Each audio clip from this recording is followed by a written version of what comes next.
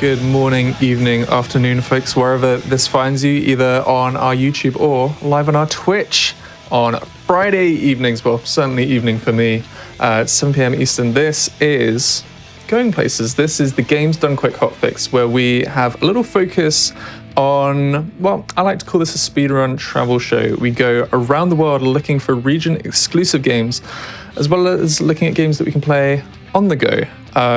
Might see that we've got a PSP out today.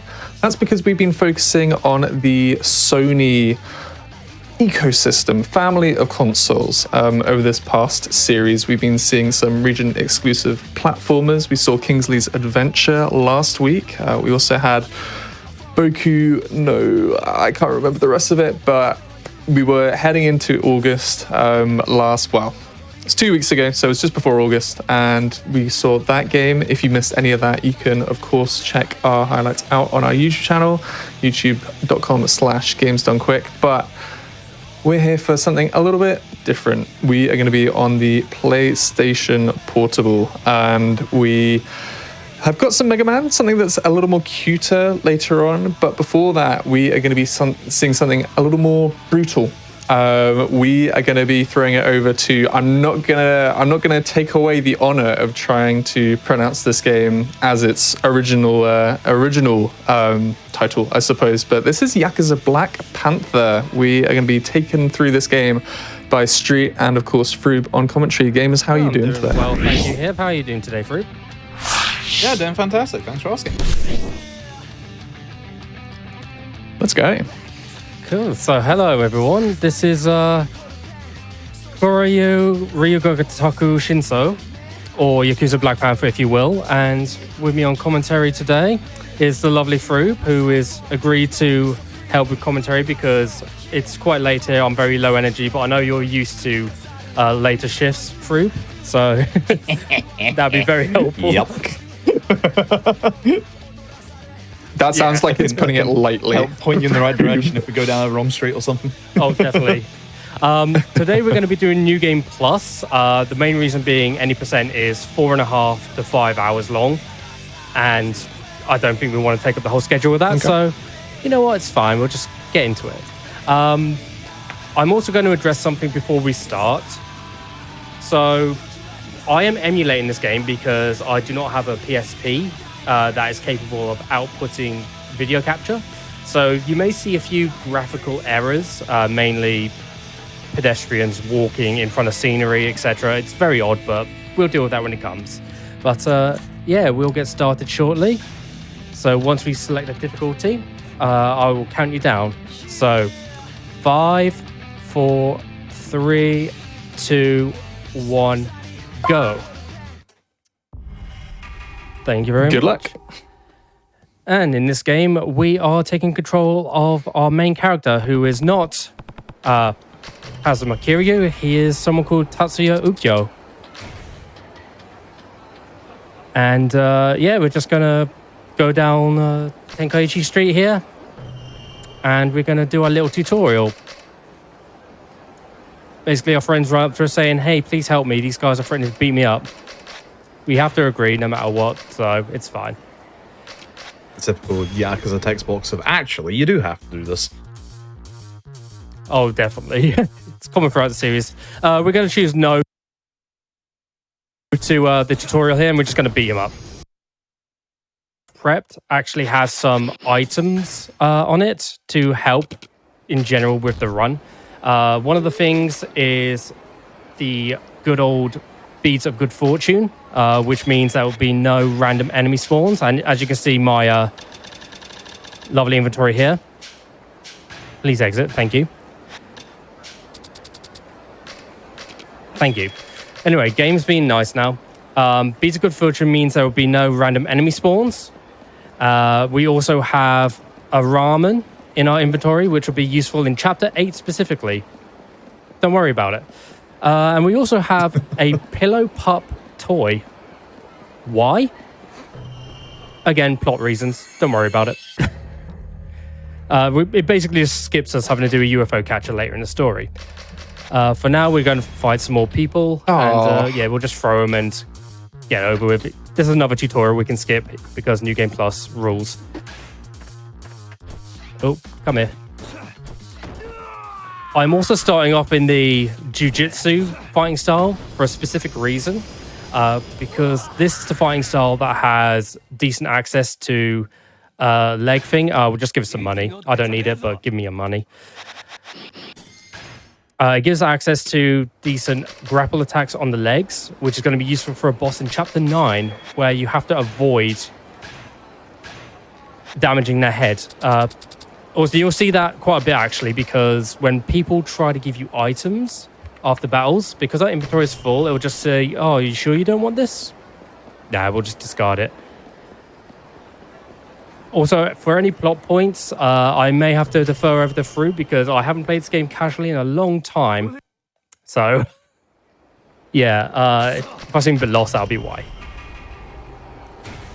Yeah, that's fair. The plot of this is going to be quite interesting, as you'll see, like, after these last few bits. We're still in, like, heavy tutorial mode.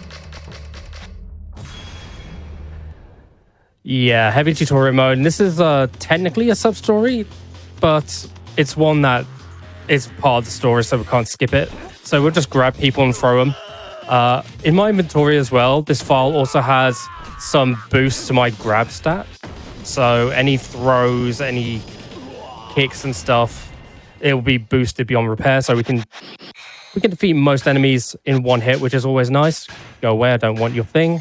Thank you very much. Okay, we beat them up, and now we are introduced to this old man when we try to walk away. In any percent, this is the guy who will upgrade your fighting styles for you and teach you new moves. But here, he's just a lovely guy. Lovely guy. Nice. Yeah, we don't really pay attention to him after that. There's one more time we will meet him, but that's not until a little bit later on, where we actually have to help him find a lost cat. Surprising? No, it's Yakuza. Makes sense. Yeah. It's got to be done. I am going to take some sub-stories a little bit widely, because not all of them have area triggers, but still better safe than sorry. And you can tell when there's a sub-story nearby because they are marked on your minimap, which is actually quite nice. I really appreciate that in this game. Yeah, I guess it should be mentioned real quick. For those who are wondering about this isn't actually by RGG themselves. This is by... Is it Ukes, the wrestlers? The wrestler folks? I believe so, yes. No, the Def Jam folks, that's right.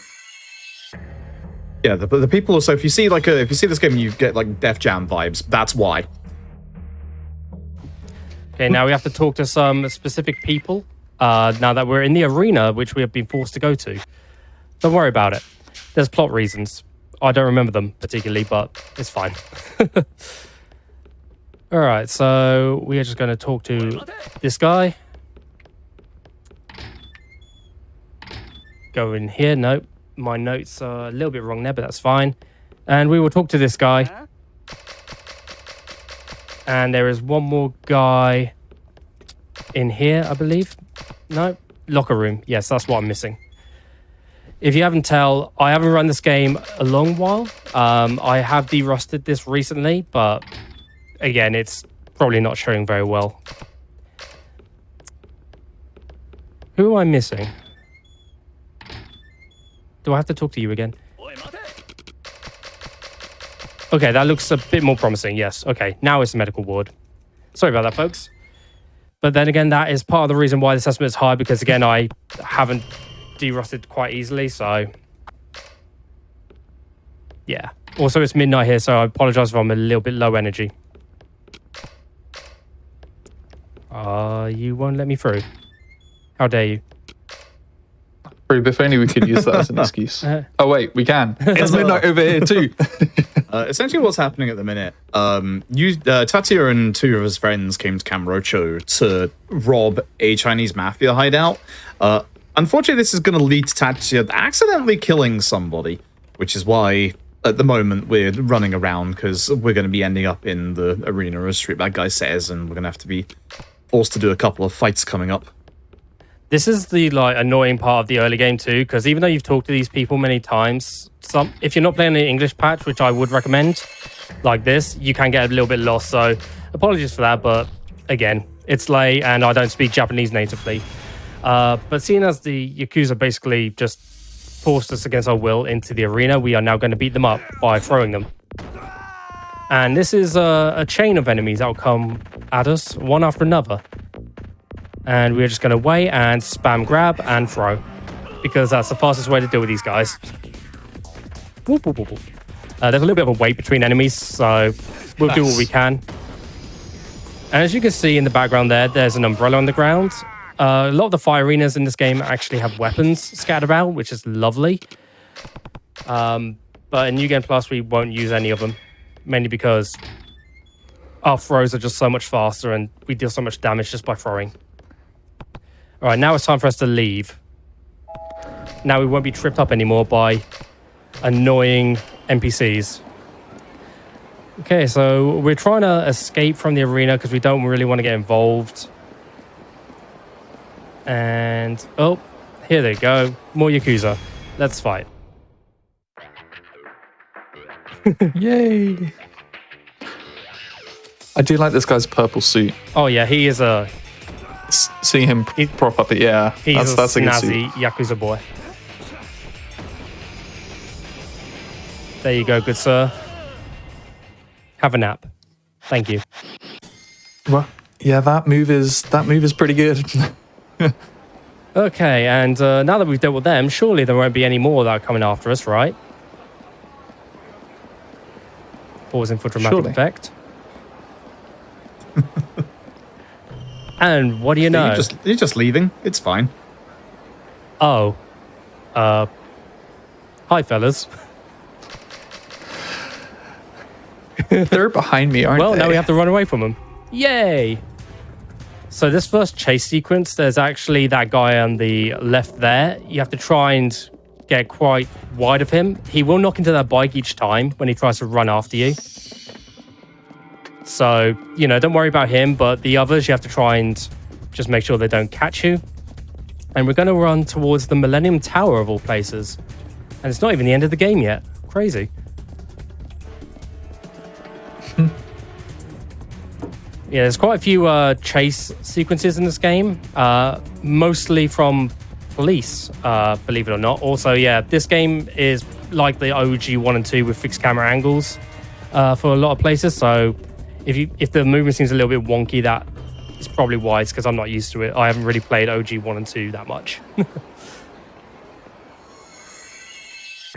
All right, so we got captured by the Yakuza again, and we are going to be brought back to the arena where we're going to be forced to fight the first boss of Chapter 1, or the only boss of Chapter 1, shall I say, Tomoki. Yes, heal me up, please. Thank you. And talk to Saki, I believe? Correct. Nope. Yeah. There we go. That's who she is, at least. I'm going by the guide I used when I played this casually. That is now her name. I don't care if it's not officially. She is Saki to me. All right, locker room. And we talk to this guy, and this is how we start all our fights in the arena. Time to fight Tomoki. He's only level 3, and we're level 50. Surely he's got an advantage here. Throw. Stomp. Oh yeah, and bosses can do that. Which, if you see them do that, run. Because their special attacks can do a lot of damage. That's fine. What we'll do... stop, please. Okay, grab. Do that, and he's down. And that's the first boss. Nice. I didn't get off a heat move there, which is what I should have done, is because he was very annoying to grab, especially once he got his signature move off, which is never very fun. Anyway, chapter 2. Yeah, they've basically taken like a video of Tatsuya committing the murder, and they've told him if he does like 10 fights in here in like a row, they'll forget about him killing Toda and then erase the video. Something like that.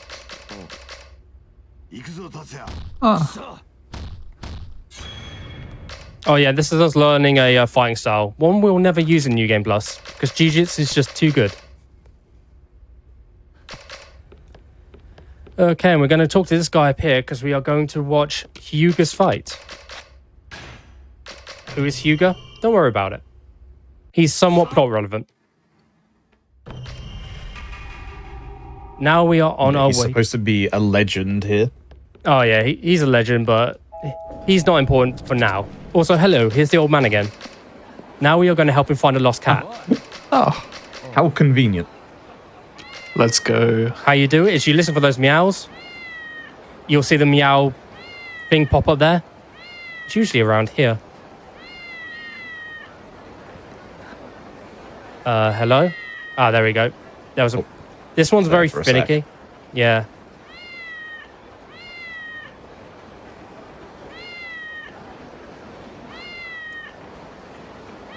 There we go. Yeah, the Very cats finicky. the cats are very finicky, Nice. so not very fun. Does the cat move, or is it just in a really like specific Oh, it's very specific, position? and it'll keep meowing when you walk past it. So, yeah, it'll just stay there, so you can just ignore them, which is nice. Also, we're in the back alley by the pharmacy. This is where the old man will now stay. We're never going to talk to him again in New Game Plus because we don't need to upgrade our moves or anything. Oh, that's where he lives now. The back alley, old man. It's fine. He's got the cat to keep him company. Yeah. All right, now we're running to Club Jewel. I forget the reason why, but Club Jewel. Probably because there's some shady dealings going on here. And, oh, look, a fight. Who'd have thought it? And we're going to do the usual. Someone called DJ Rukuo. Just stomping him for good luck. Haze him out of existence, as you do. Oh, yep. Just grab and throw, because that's quite fast. Later on in the game, there will be enemies who survive after being thrown, shockingly. So what you can do is just stamp on them once, like that, and that will just defeat them quite nicely. That's if we don't heat move them. Yeah. The reason for this fight is that, like, the main thug of these fights, at one point Tatsuya broke his leg, like, obviously, like, pre-game, and, like, never forgave Tatsuya, and it's just to show that Tatsuya's a bit reckless and not exactly a nice person. Nice hairstyle, dude. That's what you get for that. Oh yeah. Okay, cool. That's Quite a style. That's quite a look. That and the sort of like undersized sunglasses, especially at night time. Why is he wearing sunglasses? I mean, you gotta look cool if you're wearing that sort of hairdo. True. All right, so we've dealt with Club Jewel business, and now we are going to run back down to the arena. But we're not going to go to the arena. We're going to go to the Yakuza office that's above the arena. Hello, host. Not going to talk to you again, so please don't bother me. Ah, Wow, that's rude. Fine, I'll be silent. not you, Hib. You're fine. Ah, But yeah, there is thanks. one downside in this game, and that's there are no taxis, so we are literally walking everywhere. So it's not like any of the other Yakuza games which feature taxis, which is very convenient. Yeah. And, like, this model size of Kamurocho is, like, very, very similar to OG1 and 2. It's, like, a tiny bit smaller, but, like, the screen transitions are almost the same, and there's, like, the same kind of amount of them, so it's still a relatively large version of Kamurocho. But the OG games only had, like, the ones in the top corners and Nakamichi, but it would have been nice to have them. Street Bike Guy will actually be doing a little bit of utilization later to make use of a little bit of unintentional fast travel. Oh, Thanks to the police. this is true. Also, the glitch didn't happen there, but the graphical glitch, usually that guy sitting in the chair, he'll just be in front of the desk for some reason. That's just the joys of emulating this game. Sometimes they just want to use their desks. Also, I think I'm just noticing is this is very similar to Yakuza Office layout number 3. Oh, yes. We call it that because in sub-stories in Yakuza games, the early ones, there's this one office layout that is always the same, and it's literally that. I mean, if it ain't broke. Right, It's we are... honestly a really good recreation, considering it's a spin-off game. Oh, definitely. And now we're getting ready to And this is a solid looking game. Now we're fighting Hyuga, who's a fight That's right. we watched earlier. Now, grab and heat move. Just snap his neck. Easy. Ouch. I know Tatsuya murdered someone, but he doesn't have to keep murdering, you know? Yeah, the reason this fight is happening is because he Yeah. punched the guy that he was going to meet at Jewel. Like, if you haven't got it already, Tatsuya's a bit hot-headed. He is very hot-headed. He's the quintessential Japanese thug, I would say. Or boy, teenage thug? Whatever. Delinquent, that's the word. Again, I'm blaming Midnight. So now we're just going to run down to Popo, the convenience store, because we need to find something there. I can't remember what. I didn't put it in my notes. All I know is it's there for plot reasons. And there is a sub-story here, which unfortunately is a bit of a trigger, area trigger, but it's fine. They just run away. We don't have to fight them, so that's good. There is one sub-story that we technically have to fight later, just because it's faster than avoiding them. But we'll get to that when we get to it. Anyway, now we've been to Popo, we're going back to the Millennium Tower. We just had to ask the cashier something. I think it was about someone who visited recently that we need information on.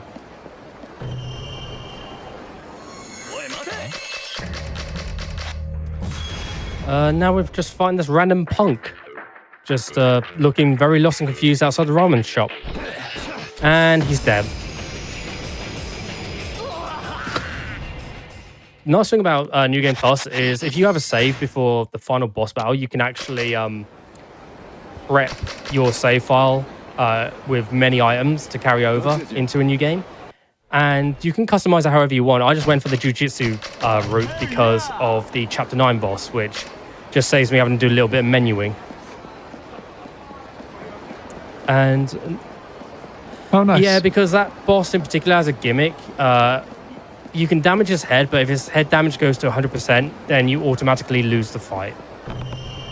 So we want to focus mainly on his legs. That's why I'm using Jujutsu. And it was very annoying casually. Okay.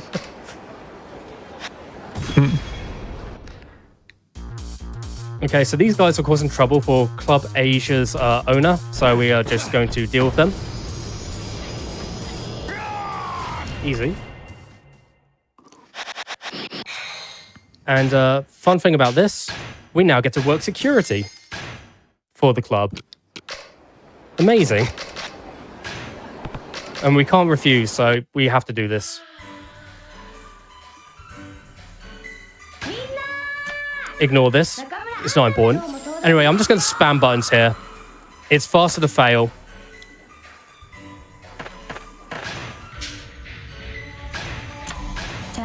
And also you can quit.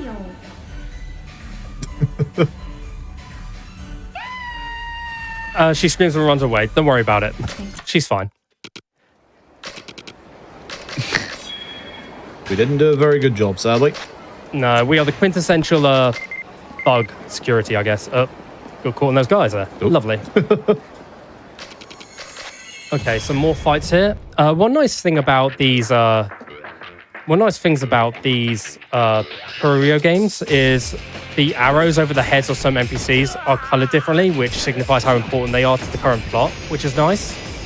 So blue arrow NPCs, they're usually of more plot relevance, so it's always good to talk to them. Oh, and here's our first police chase.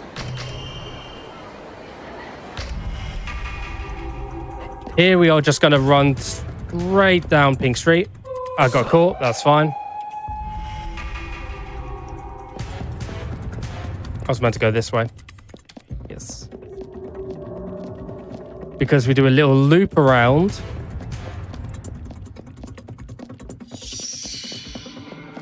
And Watch out for the last guy on Pink Street.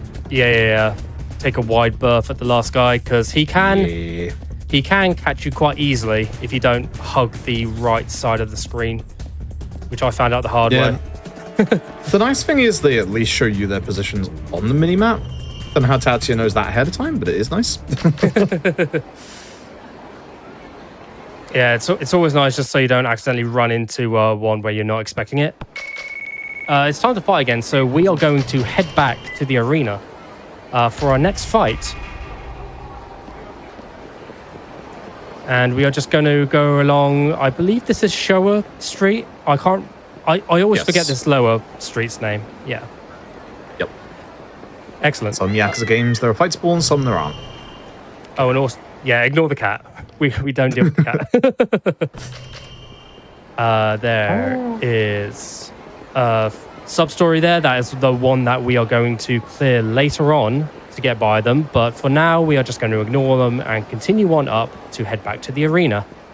And when we get to the elevator, if it gives us a choice, we will choose the middle option to go to the arena, not the top option, because that will bring us back to the office. But if it doesn't give us an option, then we'll just go straight into the arena usually, which is quite nice.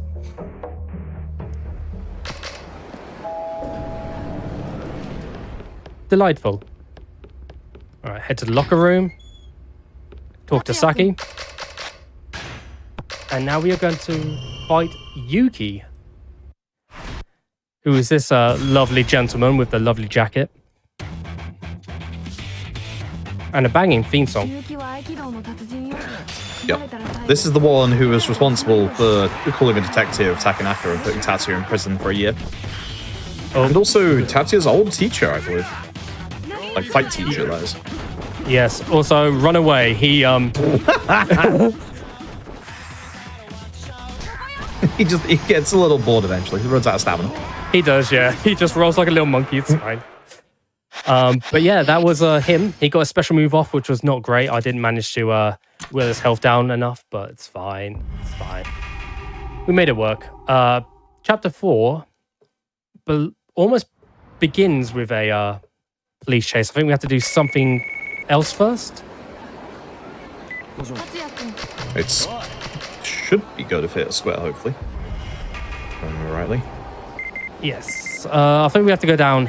Go down here first, and then it'll be theatre. Yeah. Again, I don't speak Japanese, so I don't natively know what's going on. I can't read Japanese either, but yeah, I'm gathering little bits and pieces from my casual playthrough, which was like 3 years ago. So don't be surprised if I'm butchering stuff. Yeah, a lot of Black Panther's plot at the start of the game happens right at the end of each chapter. The cutscenes that are being skipped because of obviously New Game Plus are like very comic book styled. They're like really cool, but like there's a lot that gets put into them. Essentially, Yuki, who the street bad guy just beat up, says that they'll be able to teach them like stuff in Aikido, if I remember rightly. And Yuki's told like Tatsuya to go to their house, so yeah. Okay, we're going to talk to someone outside Don Quixote. Yep, Saki. Hello, Saki. And now we're just shopping with Saki. Wholesome. And now she leaves us because we're apparently too boring. Oh no, we're walking away. It's fine. I'm gonna say, I remember that music. Also, we're very big fans of ice cream. So that's not the last time you see the ice cream parlor in this game. Funnily enough. Also, yeah, this is where we go to Theatre Square. I forgot. We have to do shopping first. Shopping's important, guys. Yes. Especially if you're only friend in the arena alongside the other guy. Oh, here's a cop. He's going to chase us to Theatre Square. Which is just up the road, so I don't understand why this is in the game personally, but I guess you got to get the steps in somehow. Okay, so now what we're going to do is we're going to try and loop around a cop. Not this one, but this one here. We kind of want to loop around like that. And we just kind of skip that cop entirely, which is lovely. There is another cop later that's a little bit risky to skip around, so you can take a little bit of a shortcut, but it's kind of worth it. Yeah, the nature of obviously the game being very isometric camera angles can hurt a lot with the screen transitions, like putting you in a different place and then you having to quickly react to that. Oh yeah, and especially because it holds your direction that you're moving, so if you need to change direction when the camera changes, you kind of have to adjust your joystick a little bit, and that messes up, as you can see. That's why I was jittering quite a bit. Also, yeah, just throwing these punks like nothing. Just another day in Tatsuya's boring, uneventful life. Actually, no. Nice helmet. These are all apparently high schoolers. I did. Like, okay. Yeah. Bunch of high schoolers, just nothing better to do. Just a massive mob of them ganging up on one person. A whole bunch of them with pompadours and stuff like that, you know. Of course.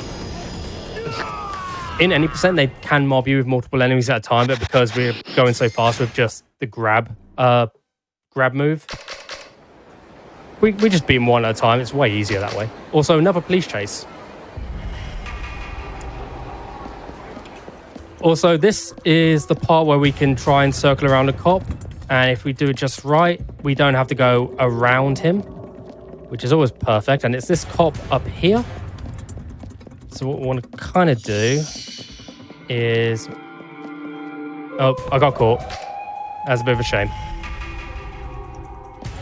I'll give it one more try, and if not, then I'll just go around the long way, which is not ideal, but... Got to be careful on timing.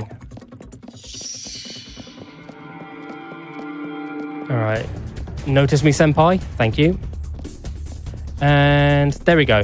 Okay, that wasn't exactly a loop, but yeah. Nice. And that saves you going around down by the restaurant. And this way is just generally quicker than going down and around. So it's kind of worth to do that. We're not out of the woods yet, though, because there are still some more cops on the way. They generally won't do anything, though. We literally run in a straight line. That guy over there is just interrogating that woman. He won't notice us, but he's still marked on the map. So, you know, cop awareness. It's great. And we're running all the way to Children's Park. Lovely. All right, so now we have to talk to quite a bunch of people to get some information. What information? I think it's to do with the manhole, which if you've played a Yakuza game before, you'll know what it's about. Right. Yeah, you got to find essentially the kid from the 6 high schoolers that you were just fighting. So, unfortunately, there is no skip for this. You gotta go the entire way. And this is the detective we were talking about earlier. Oh yeah. Off he goes. Also, Tatsuya, master of stealth. The Yagami learnt a trick or two from him. Also, we need to talk to these girls. Even though they don't have different colored arrows above their heads, it's hard to tell if you were meant to talk to them. But yeah, you're supposed to talk to them. And then we're going to go down by Theatre Square. Avoid this guy on the left. I don't think he's an area trigger, but still, just to be safe. And we will hit this sub-story down here. But we're not actually going to do it. We're just going to have them clear the way for us. Yeah, unfortunately, even though... Because again, this is slightly quicker. Yeah, even though we know that the end point for all of this is public park free, you have to go through things in order, unfortunately. No quick way to skip through it. Which is going to be, I think, with the next one that you go after. Yeah, this guy's a fight. Yeah. Yeah, I didn't put this in my notes because I know this is just a simple, quick fight. Like so. Also, nice shirt, dude. That should... yeah, that should be the only fight of the NPCs we're going after, but one of the things that Street Bat Guy has in their inventory because of New Game Plus is going to also help us skip a little bit of this.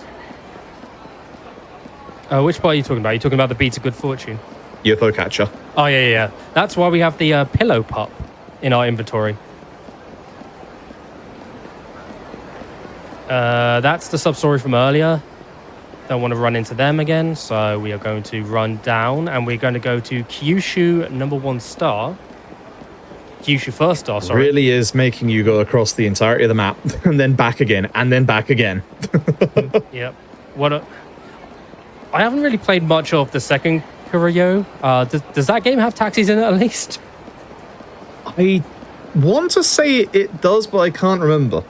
Because, I mean, the game is also sets place in Sotenbori. So that would make sense. I want to say yeah. there is. Yeah, I don't remember fully. Also, the good thing about these games is we can run through NPCs here and we don't bump into them like you would in Kiwami, Zero, and other games in the mainline series. So that's quite nice. Also, cat. Meow.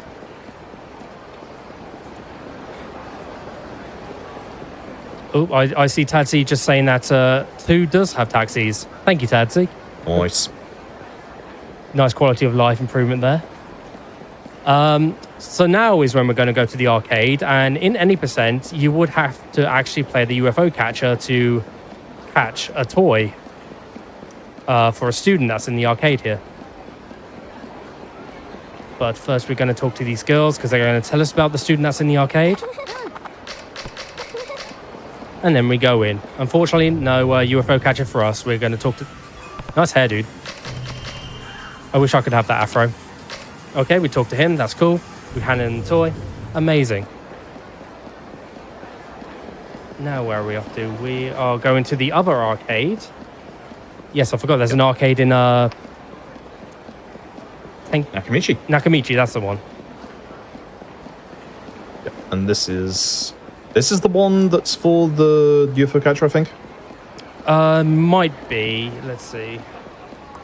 So I think it's like some dude wants like a specific stuffed toy. Oh yeah, in my notes it's this one.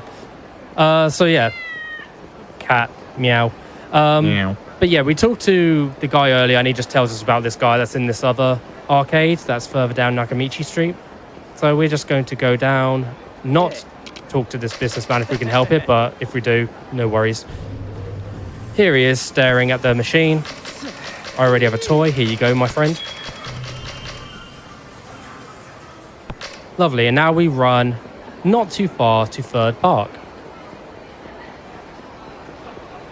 Which is thankfully the end of our running around excursion for this chapter. Yes. Well, kind of. Well, there's a really nice reward coming up after this. Oh, but don't you worry, we have more running around later on in the game. Also, more cops. Yay! Yep.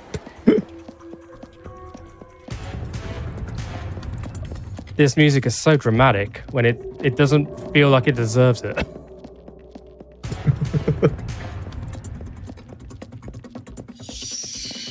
On this street specifically, there are some NPCs that are quite solid, so you have to be careful not to bump into them. You can tell who they are mainly because they just stand around instead of walking around. But yeah, they're just annoying otherwise. And pretty much we almost did a very big loop just to get to Cafe Alps. One of the best hangout spots in the Yakuza series, in my opinion. I'd agree with that. Oh yeah, it's got a nice cozy vibe. Anyway, we're on our way back to the arena because guess what? We gotta fight. And this is going to be Fujimoto. Can't remember why we're fighting Fujimoto, but it's a good enough reason for us to lay the heat on him, so to speak.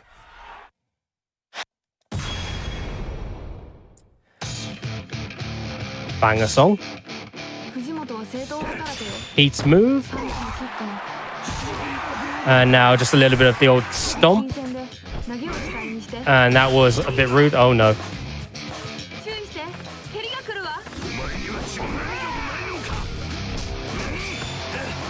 Huh, that's weird. I could punch him while he was charging up, but that's fine.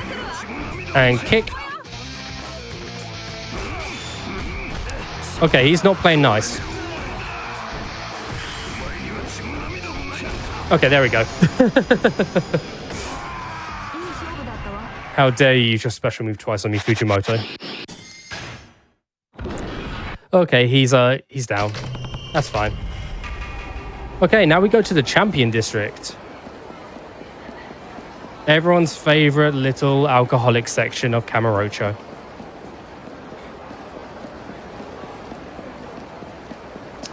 And what we are going to do here is we're going to go to a certain bar because we need information.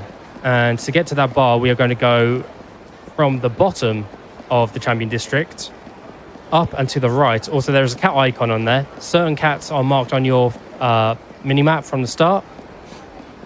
So if you're playing casually, keep note of that. And the more cats you collect, the more they'll be marked on your map. Anyway, we're going to go to this bar because I believe this is where Tatsuya's sister works. That's his sister. Goodbye, sister. And now we leave. Easy as that. And we are going to be ending this chapter on a fight against some loan sharks, but we actually have to get over there first. Also, while we're running over there, I just want to say I hope you guys are enjoying this. I know it's a little bit of a slog running from place to place, but I hope at least the fast-paced fights are keeping it interesting for you, and I'm just happy to be able to give this this game a little bit of a showcase, because I always felt like it deserved more of an audience. Very underrated in my opinion. Yeah, I think people are enjoying it. I'm so glad to hear that. Get out of my way, sir. Thank you. Okay, I think we are going back home because this is the way of the batting cage, and it looks like the arrow's either at the batting center. Nope, that's home. Okay, cool. So as soon as we reach home, we're going to fight some loan sharks.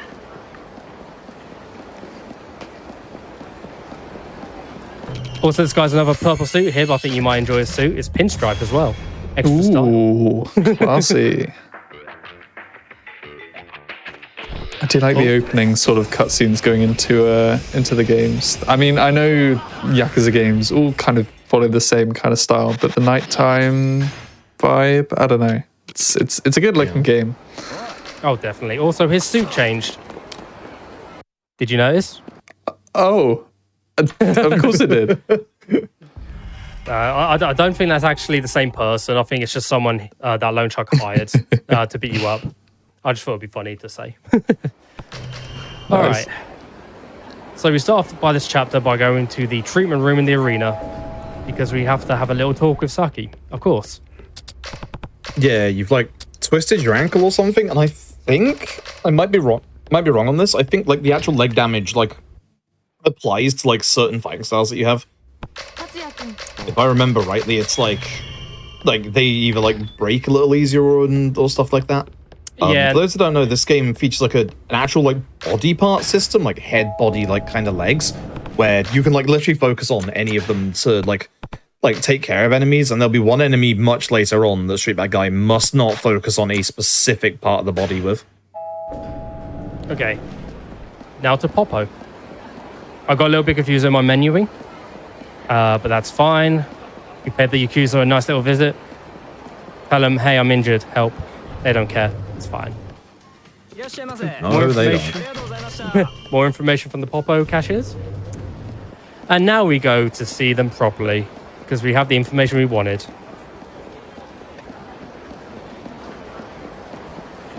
But yeah, there is actually a boss later, I think in this chapter actually, because your leg is injured, you can't actually kick too much, otherwise your injury rate will go up and it will wear your stamina down further, I believe. Also, the glitch didn't happen again. I'm so sad. This is also another point where New Game Plus can prep for a little bit of this chapter. There's going to be an item that is necessary for, I believe it's this bit, where you got to find a specific NPC and we're all across the city again. I believe so. I'm looking at my thing. I don't think that's just yet. Should be soon though. Yeah, I think you've got to do the proper boss fight first, right? The sixth question mark? Or is it this guy? Don't think it's this guy, but we'll see when we get there. Also, throw you, Mr. Clean. Yeah. And throw you. I can't even come up with a good name for you. All right. So now we have to talk to more people. Yay! Because surprise, surprise, we're getting information about Purgatory. Ooh. All right, and that sub-story is the one that we initiated earlier at the crossroads. We're just going to ignore it. And we're going to talk to this lad here. And he wanted a bento, which we had in our inventory. And he just gives us the information once we got him that bento, which is lovely. Homeless man to the right of him. Nice. And now we have to go and find another homeless man who is just on the right of Theatre Square.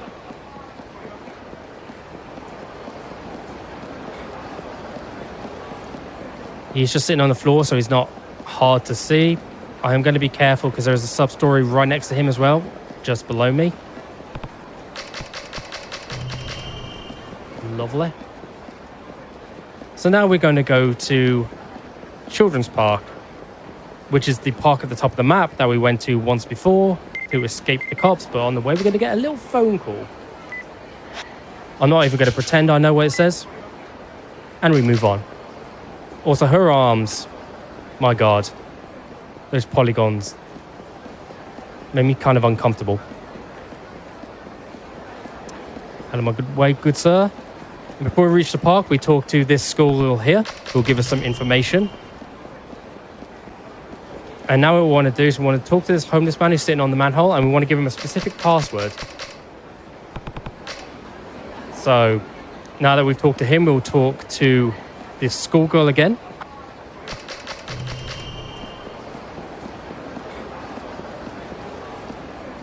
Oh, missed it. That's fine.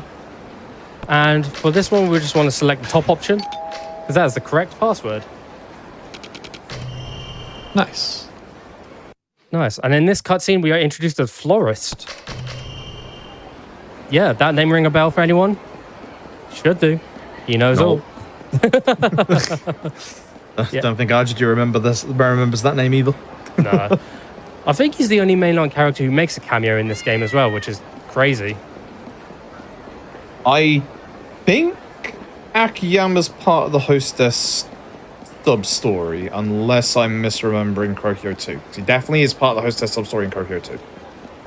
I might be mistaken on that one. Yeah, it's really, really cool. Just to see him again represented here. Also, I'm going to take this way down. Because we are on our way to Tenma, a police detective who isn't our friend really, but you know, we'll play along. And what we're going to do is we're going to tail him a little bit. Actually, no, Tenma's our friend. He's not the police detective. Yeah. Got my stealth characters mixed up there. That's fine.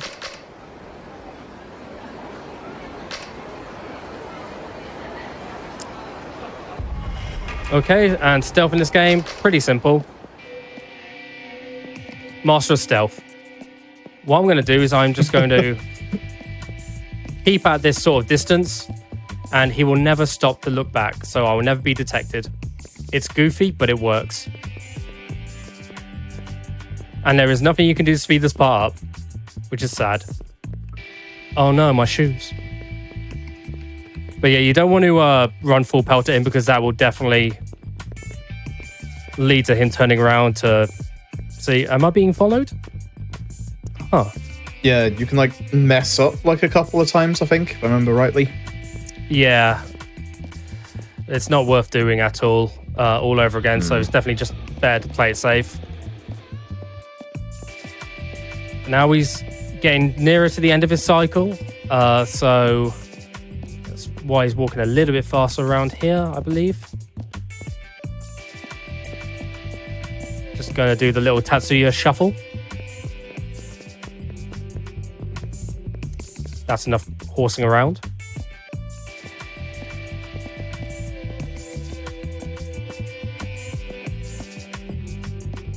And look, he's gone to Bantam. If you know the mainline games, you'll know Bantam well. Fun fact, this is where we find Haruka in Yakuza 1 and Kiwami.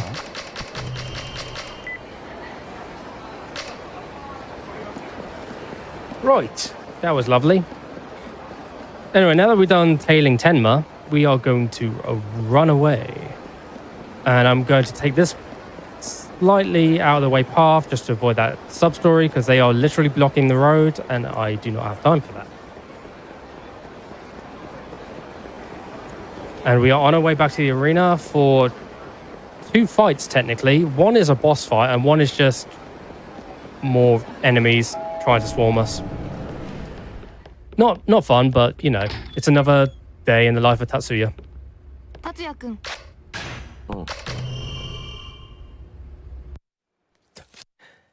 Yes, apparently the trailing missions from Judgment did come in this game, apparently.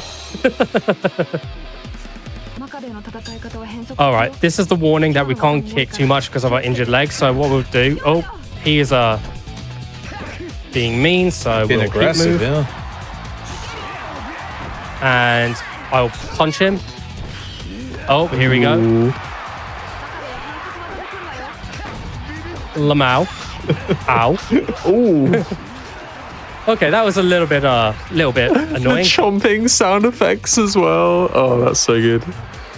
He's a little bit early for Yakuza Dead Souls, but his vibes are still there. Oh, keep away from me, sir. It's at least very easy to avoid him when you're far away.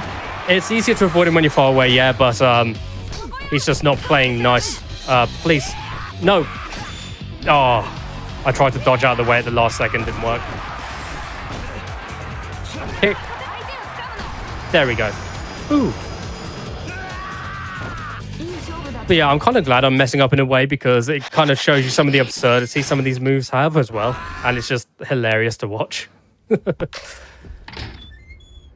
Right, so that's our fight done for the day. Now let's head home, shall we? I think that's a good time to oh, what's going on down here then? Oh no, Tenma. Our buddy's getting beaten up. Whatever shall we do?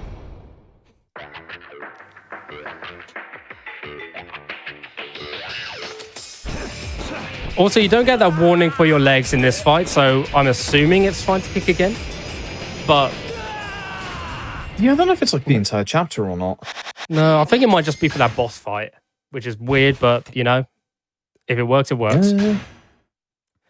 Right, so now we're on to chapter 6. Crazy. We're halfway done with the game already. Nice. Nice. Took a little bit longer than I wanted, but it's fine. It's most of the bulk out of the way. Also, cops again. Surprise. That one detective who Yes. put Tattoo away for a year is still after you. Yep, knockoff Date, I like to call him. Yep. Right, so what we are going to do here is we are just going to go down here. Which I probably shouldn't have done because there is a policeman there. But what you can do is you can just cut through the alleyway. And here we are, back with Tenma at Cafe Alps. Okay, Tati did say it's just for the Nyoka fight. Or Makabe's fight, that's the one. Right. Oop, go away. Get caught in the scenery so much on here. The finicky movement. Alright, so now we are actually heading to a convenience store, Cat, to grab a newspaper. Remember when those existed?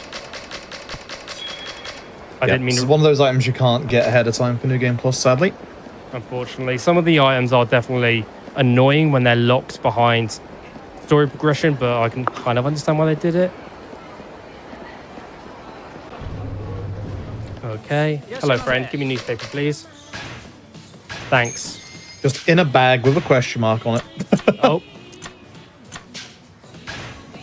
Okay, I bought it. There we go. Fantastic. But yes. Newspaper about the fights. Also, it's a good thing you brought that up. The bag with the question mark on it actually denotes that as a valuable item, so basically a key item, which is always very nice to know. Beads of Good Fortune also have that graphic, even though it's not a key item, but it's just very nice to know. Also, many meows along the way.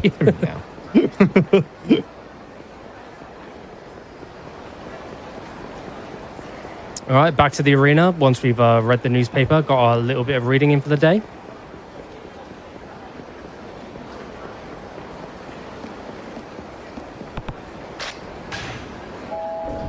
But oh no, Yakuza office first. We have to let them know what transpired. Graphical glitch still not there. I think they actually fixed it. Damn. I wanted some shenanigans. But that's fine. Anyway, more information gathering. I selected the elevator by accident. That's annoying because that guy is right there, so we'll just walk there. Now we're going to talk to the guy in the fancy Hawaiian shirt. Very nice. And one final guy, which is just on the corner of the road up here. Meow. Yeah. Delightful. And we have to talk to that man that's right underneath the shelter over there. Oh, I triggered the sub-story. Great. Oh, it's okay. They ran off. Good. I couldn't remember if there was a fight there or not. But that's cool. Anyway, back to Children's Park.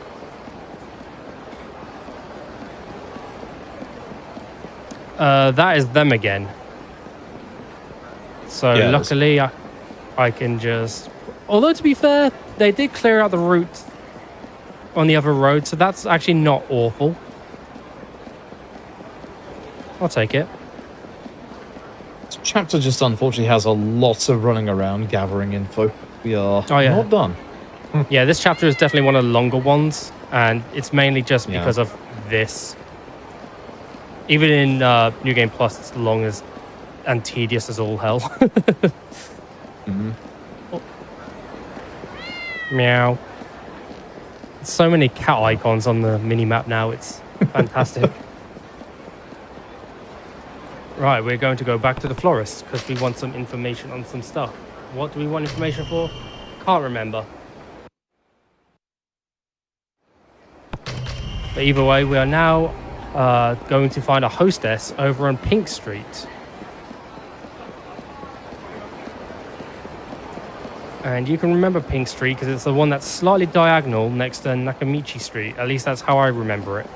Well, not next to Nakamichi Street, but near the pharmacy, actually.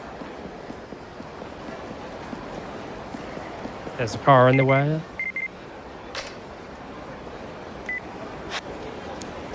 Go away. Thank you. You can select any option there. Doesn't really matter. The phone calls in this game are pretty much useless. I guess unless you want general law, but again, I don't speak Japanese, so it's not very useful to me, and I can't read it either, so...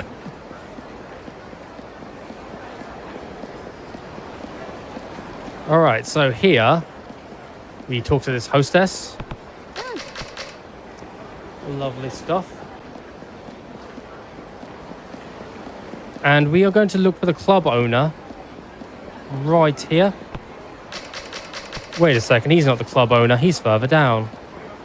Oh, what a ruse.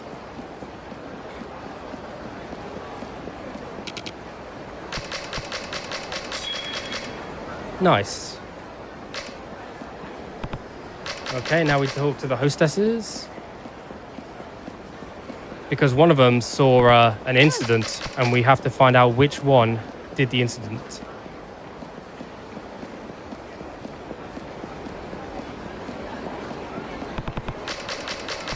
Hello, friend. Okay, now that we've talked to the white jacket guy down here as well, after we talked to the hostesses, we are going to run up and talk to this guy in the waistcoat and tie.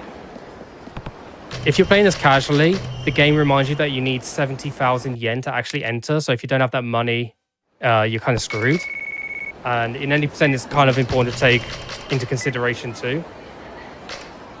Especially because money routing in that can be a little bit tight as well. Because most of the money either goes towards equipment, upgrading your abilities, or sometimes just foreigners and staminans. Because, you know, sometimes the healing items are actually quite useful when it comes to prepping for some of the boss fights in the game. So now that we've talked to everyone we need to at the moment, we are going back to the arena and we are going back to the save room.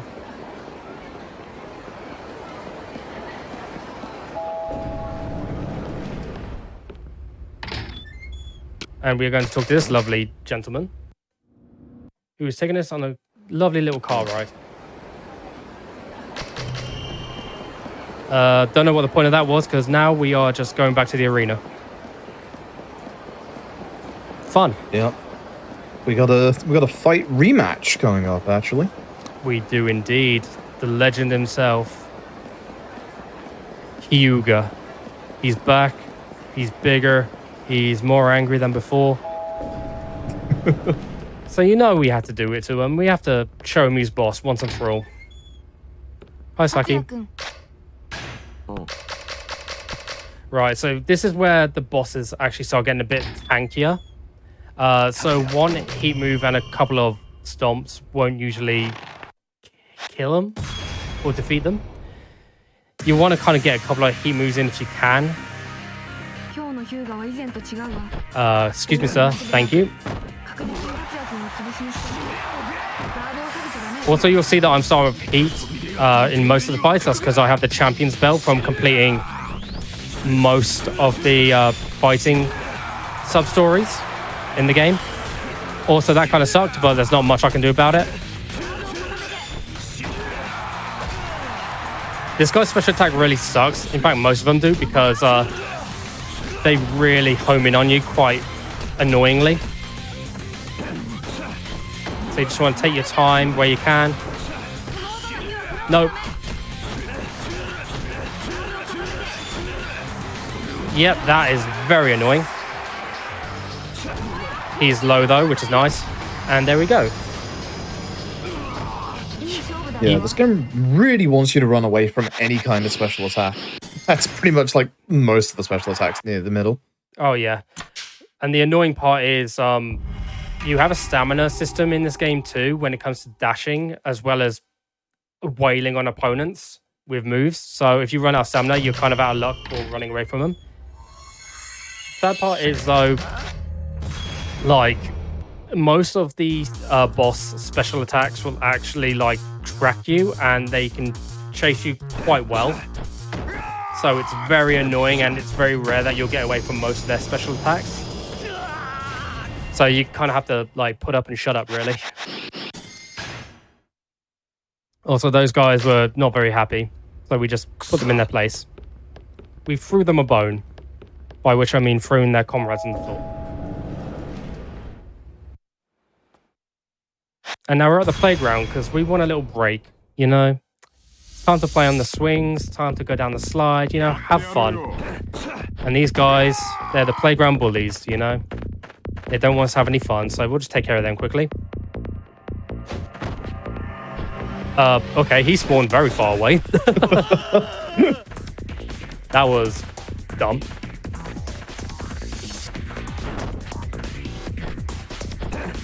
And throw. And stamp. This is when regular enemies start getting a little bit more tanky too, because as you can see, one grab throw didn't actually kill him in one hit. So a nice little stamp to the face kind of helped with that, which is always very nice.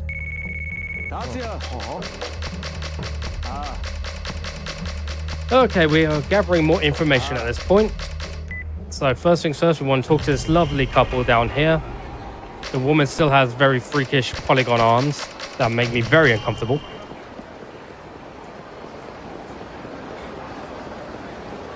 Run to Senryo Street. Oh, I forget where Senryo Street is. Karaoke. All right.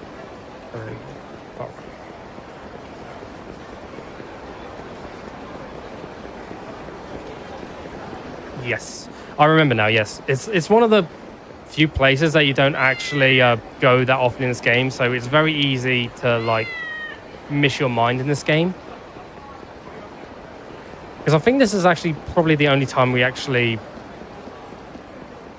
visit Senryo. I think so, yeah. Most of the time, it. it's just the left side of the map, I think. Yeah. All right. We're going to go up and around because there is a little bit of a blockage on that way, if you could tell by the mini-map.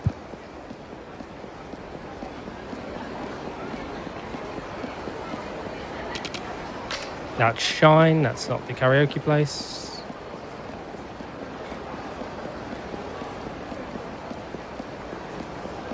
Okay, yeah, definitely. So it'll be down here. I don't know who you are, friend, but thanks, I guess. I think he's like a memo guy. Yeah.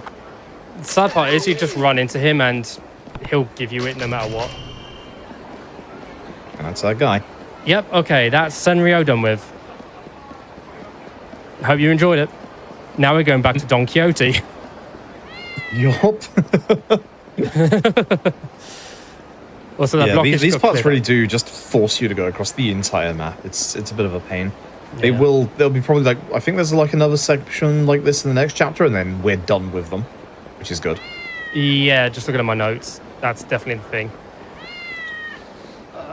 Okay, this lovely guy. And we are finally going to activate the sub-story, and we're actually going to fight these guys because it's faster than going up and around. Who'd have thought? Sub-stories have a positive benefit to them sometimes.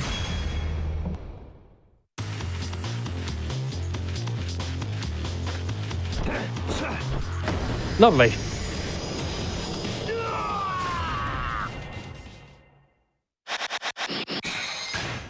Okay, and the reason that we're activating this as well, other than it being faster, is because there is actually an NPC that we want to talk to at the entrance of Tenkaichi Street.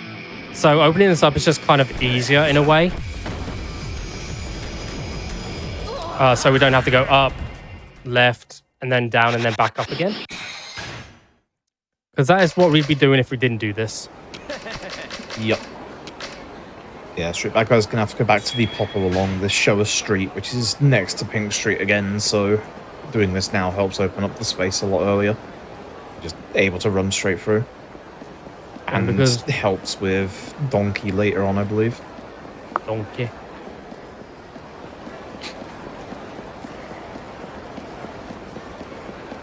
Okay, hello. Thank you. Let's see. Show us Popper. Yes. You literally just said, oh, I forgot it. That's how I know it's past 1 a.m. I was gonna say, it's alright, it's late at night. Even though it's late, though, after this run, I am going to stay up and watch the Mega Man run because I'm actually very excited for that. And if you are too, stick around. It'll be a good showing. Yeah, what he said. I don't need to do my job. I could just go to sleep. Do you want to host the rest? I mean, you know, I ran past Don Quixote. Great. You're after the popper. Oh, yeah, pop. Yeah, I don't think hosting duties would be good for me after that shambolic display. Well, not only are we going to be having some Mega Man later, we're also, after this, we're going to be having Passion Project with a Bomb Rush Cyberpunk Archipelago randomizer race. Ooh. If that didn't sound spicy enough, then I don't know. Like, that's all we got for tonight. So, yeah. I didn't realise Bomb Rush Cyberpunk was actually part of Archipelago. Wow. Yeah, I found out tonight when having a look at what Passion Project was up to. So if you're curious about that, then boy, do we have a showcase for you. So yeah, do stick around. Oh, definitely. It all sounds like a good, wholesome time. So please do stick around and show some support for the runners. Anyway, we got a phone call after talking to some people who were loitering outside Popo, and we're going to start another stealth section. Joy. Right. But it's fine. It's just Takanaka, who is the knockoff Date. We're just going to tail him for a little bit. Yeah, all the information gathering we've been after is to find where this guy is. He's here, the Millennium Tower. Oh, yes. What a surprise.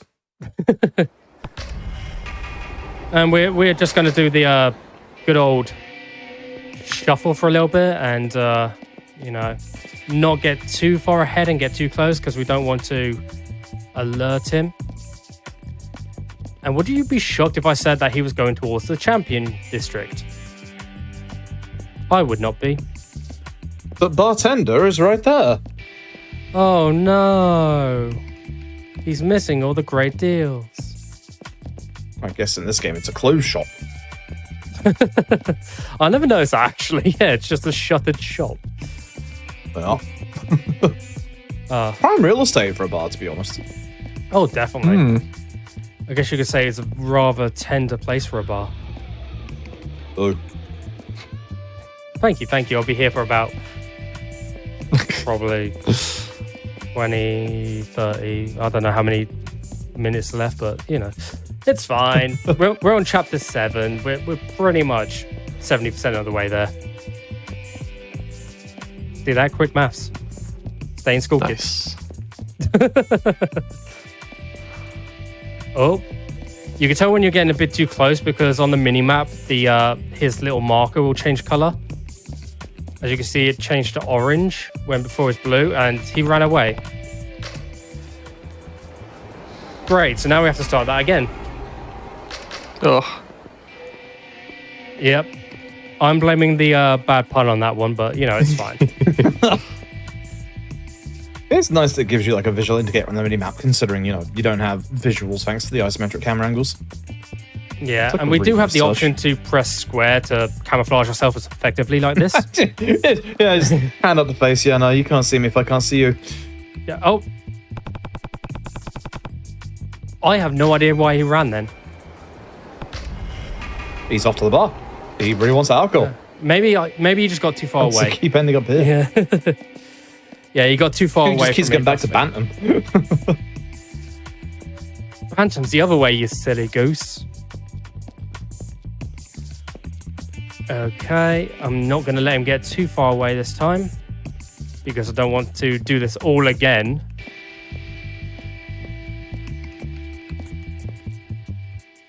It's a good thing I put my estimate 15 minutes more than my current PB.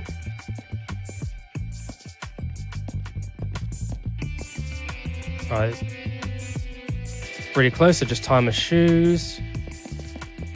And the good thing is, yeah, as long as you maintain a decent enough distance like this and don't let it get too far ahead, especially when he speeds up like that, you're fine. Smells the alcohol, knows to go faster. He can smell it in the air.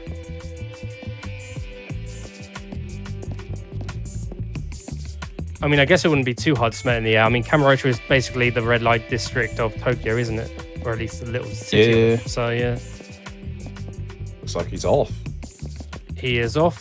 And just for He safety, really has started speeding up. camouflage until he rounds the corner. There we go. Oh, that was annoying. Anyway. Now we just exit the champion district. And we talk to this man. I lied. We do see the old man once more. Hello, old man. Goodbye, old man. Now that's the last we'll ever see of him. Meow. Yeah. And it's time to talk to this lovely businessman. What business have you done today, sir? Right, now I have to run into an alleyway in Senryo.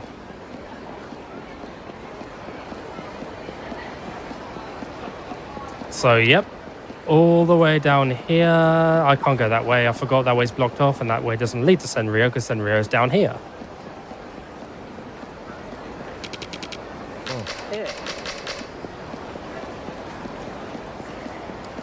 And what you can see on the minimap on the left there is that little marker. That is the guy we want to talk to. I don't believe he actually spawns in until you talk to the businessman earlier either, so that's always fun. Yeah, correct. Yeah, this was another info gathering section. Also delayed meow. Meow. Anyway, Yeah. Shangri-La fight, or at least a fight in front of Shangri-La. We're not actually going in there, don't worry. If we were going into Shangri-La to fight, I would be having words with RGG. Nice snakeskin jacket, doofus. Imagine McCord, he wants it back. Yeah, he's just cribbing on someone else's style. I know. Unbelievable. Unbelievable. Can't do that. Where's the fashion police when you need them? Oh, anyway. we are going to have one more fight before we have to head back to the arena, and it's against some group called the Wolf Society. Cool name. Yeah, which is what the why you were following the detective in the first place, if I remember rightly. Yeah, I think it's because he heard rumblings of them being out and about, and he was looking into them. So he just wanted to tag along for the ride. And yeah, we're gonna go talk to this guy here who's in front of our sister's bar. And then we're just gonna go into the bar. I really like that sideways view of like the champion district. It's really nice. Oh yeah, it's lovely. It gives a nice, fresh new perspective on it in a way. Mm.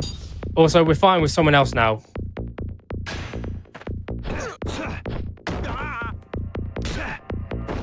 They are going to be pretty much useless. But they can still hit you. Yeah, it's all Tenma again. Yeah, but he also can still hit you if he throws a punch, which will damage you. It's more of an annoyance than anything, so, you know, just got to be careful of that. Yeah, I think with Tenma, there's like one unique heat action you can do in this fight you can't do anywhere else in the game. So if you are a pure completionist, you got to get it here. Alright, I'll see if I can do it here.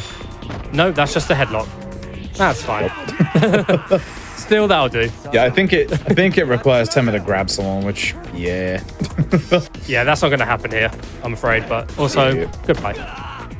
But you are going to grab them. Yes. I'm a very grabby boy. Not in a weird way, I just like to throw people.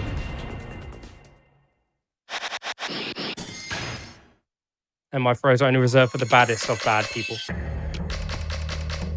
Okay, now that we've dealt with the Wolf Society, this time, it's time to go back to the arena. Shock horror.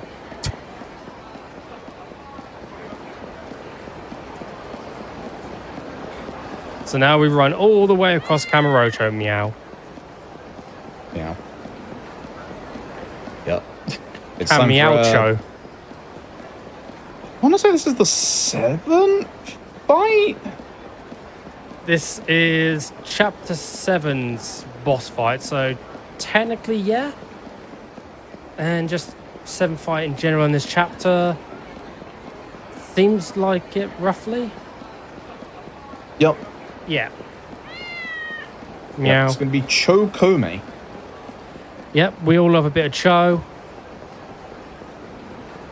Not really. I think his special attack in particular is a nasty one, so I don't like him that much. Oh, I have to sleep in the save room here because Tatsuya is a little bit eepy.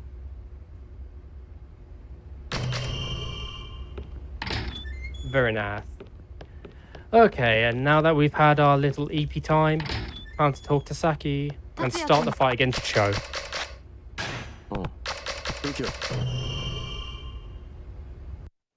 And I can see in chat, yes, there is a lot of fight styles in this game, and this New Game Plus run does mainly focus on Jiu-Jitsu for one specific reason, and that'll be a reason later on. Okay, he doesn't have his special yet. Nice. Very nice. Means he doesn't have his special. Oh, great, now he does. Run away! And that was actually quite clean. Yeah. I'm very happy with Yeah, Blimmin' Chokome can actually run up the walls in this fight and jump off them Yagami style. So you literally have to be very careful of that. Yeah, he's probably the second most annoying boss. Actually, no, third most annoying. I forgot about bloody Shin. What's his name? Oh, the final boss, whatever it is. All right. Yeah. This is a sub-story. I did not mean to run into this guy. No. Go away.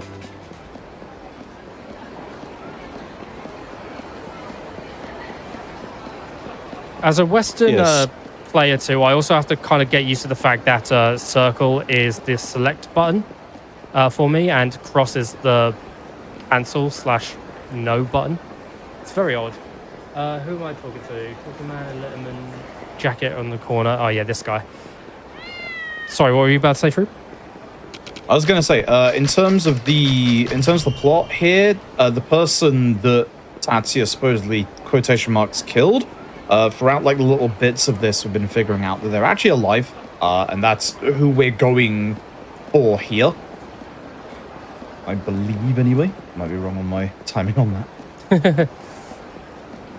All right, so we have to go down. That's another sub-story I want to avoid. Why hasn't RGG done Kiwami remakes of the PSP games? That's a good question. I wish they would. RGG, if you're listening, please. I would Most love it. likely because this is an RGG and this is the Def Jam devs. Yeah, it's sad, but it also kind of fits in well in general. So I wouldn't be mad even if they contacted Def Jam to say, you know what? We could remake these games. We can make them nice. Meow. Yeah. Meow again. It never stops. Show a street is the street of cats. It is indeed. Pink Street, man on the right near the entrance, that's this guy. Then I have to run up to East Shichifuku Street and talk to the man near the purple building on the mini-map. That's because I can't remember what the actual building's called, so I'm using a visual cue. Is that Kanrai? I think that's Kanrai, right? It might be Kanrai. If it's the barbecue place, it's Meow. Kanrai, yeah. Yes. If it's the one that's just straight ahead, then yeah, that should be... Oh, Yeah. no. Straight ahead's the Kind of. confectionery store. So...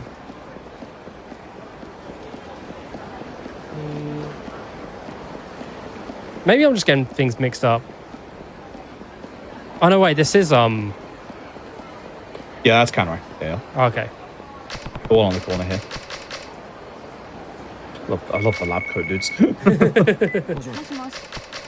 Got some real scientists doing work in Kamurocho for some reason. Yeah, they're just, you know, busy doing important science stuff. Fine, don't worry about it. All right, now we're going back to Don Quixote. It's time for more ice cream. Yay! Who's ready to do some shopping and get some sprinkles? And maybe some pistachio if you're feeling extra generous. Interestingly enough, if you're playing any percent, this is where you actually learn the jujitsu style that Street Bad Guy's been using. Yes. And trust me, I've rooted any percent for this game. It took a while to figure out a decent place to actually put it. But it just turned out here, we were kind of near the pharmacy anyway. It just made sense to do it here. So it just made sense in the end. Yeah. There's actually, like, I want to say one or two, like styles that are actually, like hidden to sub-stories in this game, which is kind of nice. Yeah. Gives you a good reason to do the sub-stories. Like, there are some extreme fighting styles which literally have extreme in their names, and I think they are hidden behind the fighting championship sub-story sort of minigame thing. Yeah, I think a couple of them are based on some of the bosses you've beaten. I think. Definitely.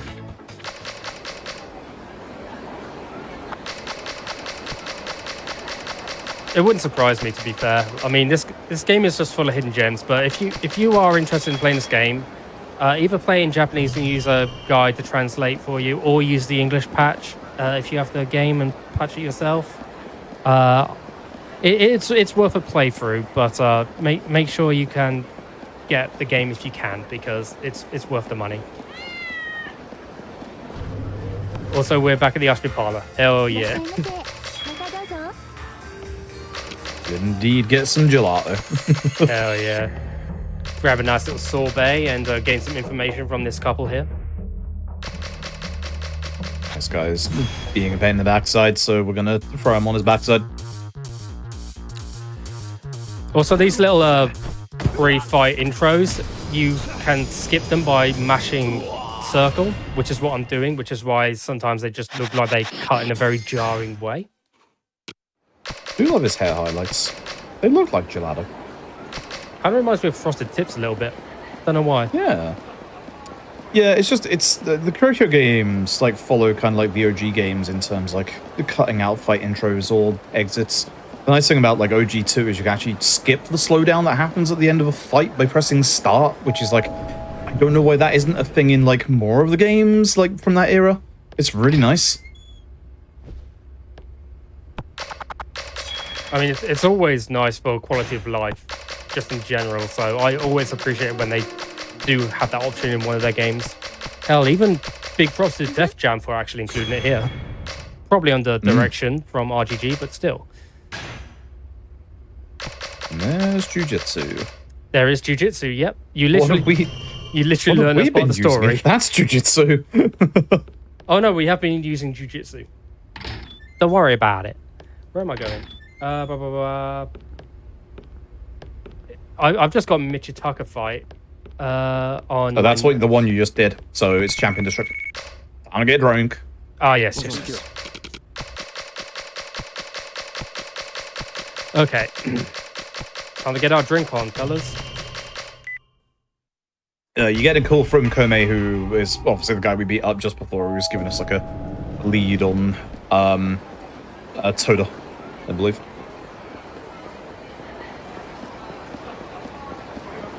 Right, we are going to go and find someone called Ichita, and we are going to fight them because they are being very mean and not giving us the information that we desire.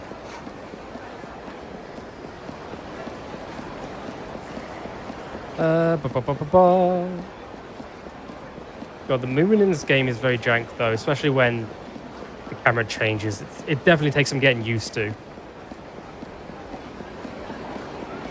But I guess if you played it was OG 1 or 2 before, then you're kind of used to it from that. Yeah, it was definitely, like I said, it's kind of nice that it's like obviously isometric camera angles of the OGs, because it was definitely designed with that, a little nubbin that the PSP has that tries to call a control stick. Yeah, it's the most awful joystick I've ever had to use that wasn't on a Nintendo 64 controller. Yeah. Righto, now that we've beat up this guy, who has a very starry shirt, that's definitely not blood. We talked to this lovely lady in the pink kimono. And then we're going to the bar, baby. Which is down here, and I believe it's this one, Peekaboo. Yep. We're on to new white arrow in the minimap, which is the next row over. I didn't want to talk to you, but I think it's doing that because I'm holding circle when I'm running, when I really shouldn't be. Oh well, that's fine. Okay. So now we have to go to the batting cage. Why do we have to go there? Oh, we're going to meet some people. But we're not going to go there just yet. We have to do something first.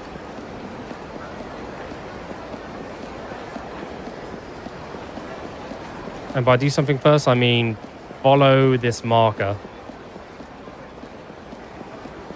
Yeah, we're off to another restaurant. No. We talk to this guy first, and then...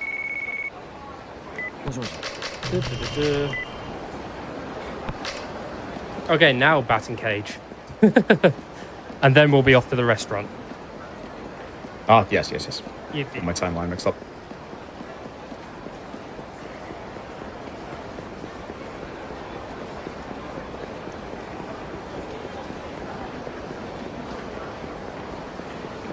But yeah, I'm actually kind of worried for the Shima fight, Meow. Mainly because if he becomes an absolute pain, then that could be disastrous. That's the one you're not allowed to target his head, right? Yeah, that's why we picked Jiu-Jitsu. Yeah. Because it's got the grab circle combo, which is a leg lock, and that does some pretty decent damage. And it mainly focuses for the legs, so you don't have to run the risk of just hitting his head. Also, that sub-story up there, that is the fighting tournament little side story thing. And lot of tough enemies in there, including some of the bosses you fought in the main game. You can refight them there. And if you beat most of them, you can unlock certain items, certain stuff I forget. And they're very useful and very nice. Also, the police are here now. They're out in full force because, well, they just don't like the shady stuff that's been going on in the streets recently. Yeah, you're in Kamurocho. Yep. Thankfully, they're too busy to notice you. I think at this point the police aren't after Yep. you because I think at this point they know you didn't do the Moida question mark. Yep. Also, we're healing here because if you had noticed, we were injured and that reduced our movement speed. So healing just brings us right back to maximum speed. Because, yeah, I'd like to run fast, thanks.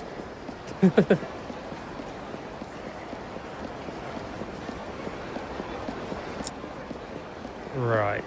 On my notes it says if I get caught by a cop, I get teleported somewhere beneficial. But because I have beats of good fortune, I actually don't think the cops are on the map. Which is very odd, but I guess if they're counted as enemies technically, it makes sense. Meow.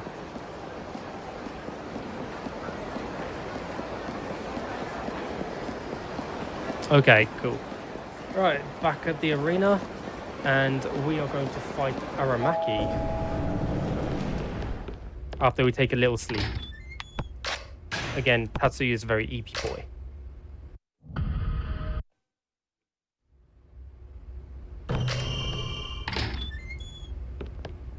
Right, so into the locker room we go.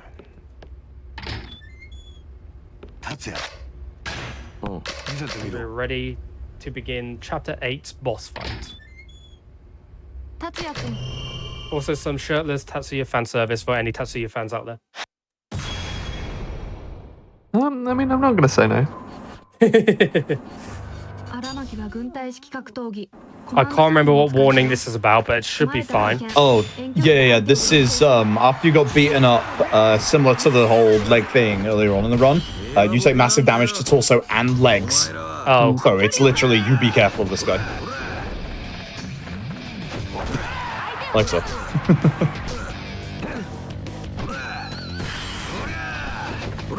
Oh boy. That's fine.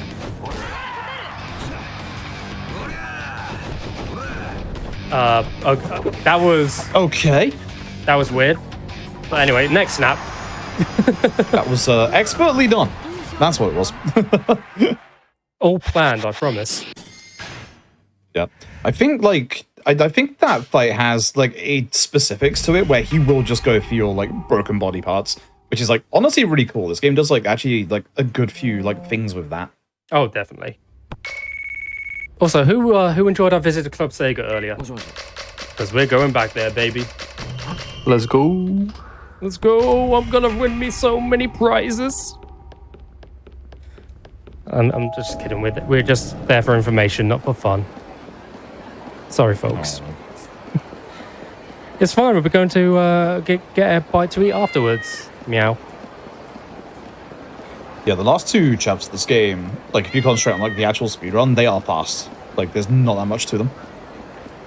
Which, thank the Lord, because after about 3 or 4 chapters that have been quite long in general, this is almost like a nice little bit of respite. And I'm so thankful for it. Anyway, hello, Takanaka. Goodbye, Takanaka. Okay, now we are going to Chiraku again, the restaurant that we went to beforehand.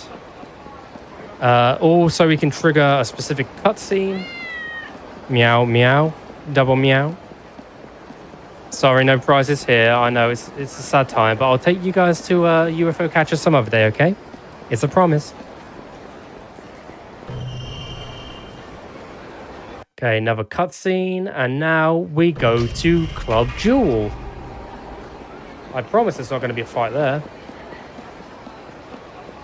That wasn't sarcasm. The other money point that you need in the run, especially for obviously any percent.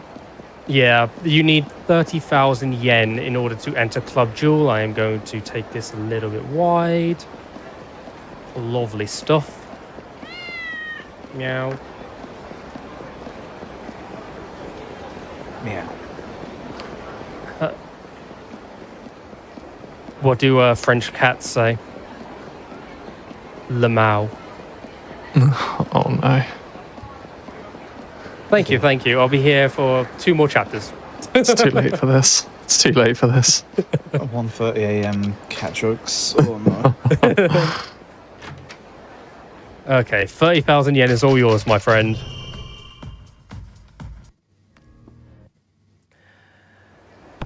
Okay. Now that we've had our fun at Club Jewel, why don't you say we go sightseeing and go back to see the Millennium Tower now that nothing bad is ever going to go wrong there?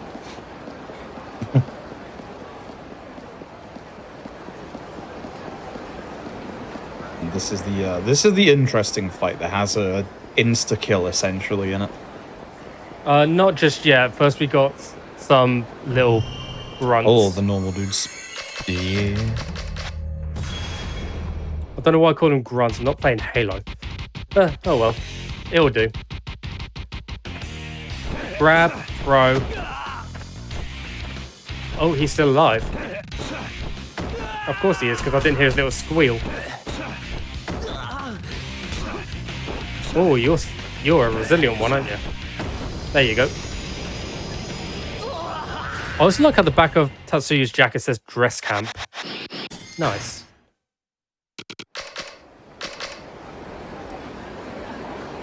Okay, now coming up next is the boss fight where you can damage his head, but you don't want his head damage to go up to 100%, because otherwise you instantly lose the boss fight and you have to restart it, and it's painful casually.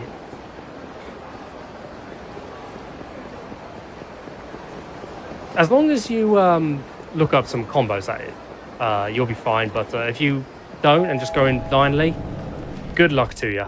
Good luck to you. Anyway, hi Saki.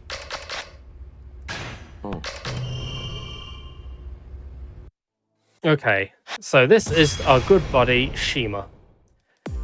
He is the sole reason why I picked Jiu-Jitsu as the fighting style for this fight. This is why. So grab him, and we will leg lock. Stomp.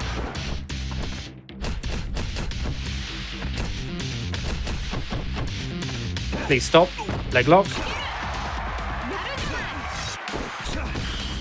Okay, here's his special. That means he's pretty much half health. That was unfortunate. Oh.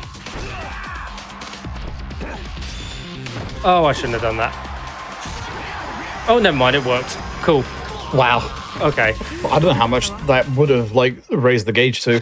I don't either. For those who are wondering, the gauge at the top of the screen that was tutorialed, if he hits 100% head damage, he will do an attack that will just end the fight. You lose.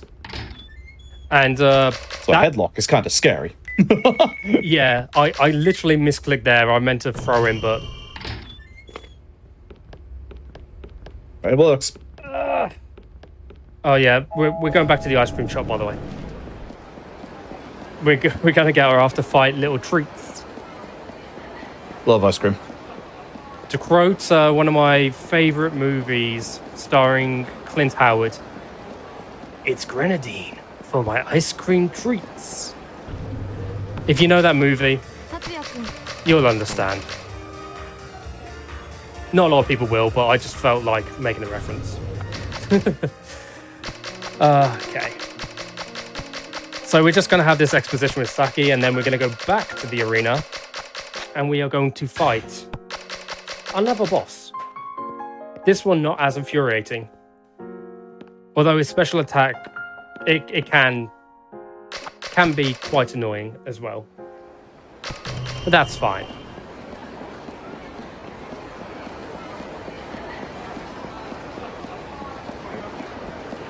Anyway, so just running across Kamurocho. This is going to be number 10. The final fight. Definitely the final fight, and there definitely is another chapter off this one. Definitely not. No, it's not like we're going to go to the Millennium Tower or anything. Nope. The Millennium Tower... even the slight shift on the joystick made me freak out so much there. I hated that. Ugh. Millennium Tower, get your pamphlets here, get your souvenirs. We're open all day, every day, until the Yakuza come into town.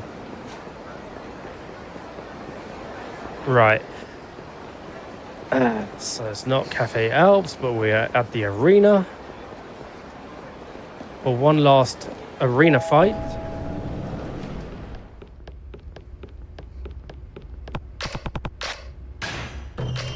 Perfecto. Also, no Saki here or Taizan, who is the other guy who is usually here. But here is Nogi.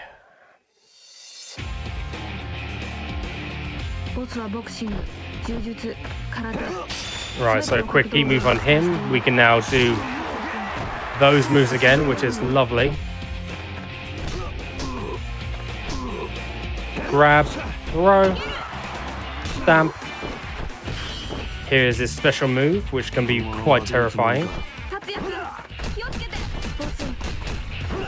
Oh, okay. It's terrifying, but if you can dodge at that last little grab, it's fine. Also, wee.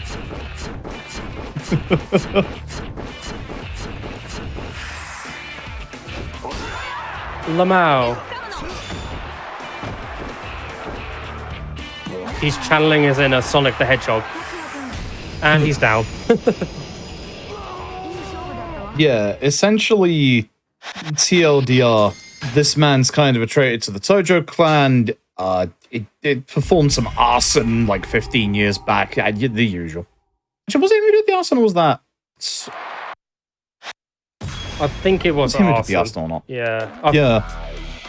Anyway, fire, Tojo clan, you know the drill. Also, this is the final chapter, by the way. Enjoy. It is just a lot of fights. Yep. Also, punching me in the gut, not very nice, my friend. And also, Tatsuya is now the first 10-win champion of Dragon Heat, which is the name of the arena.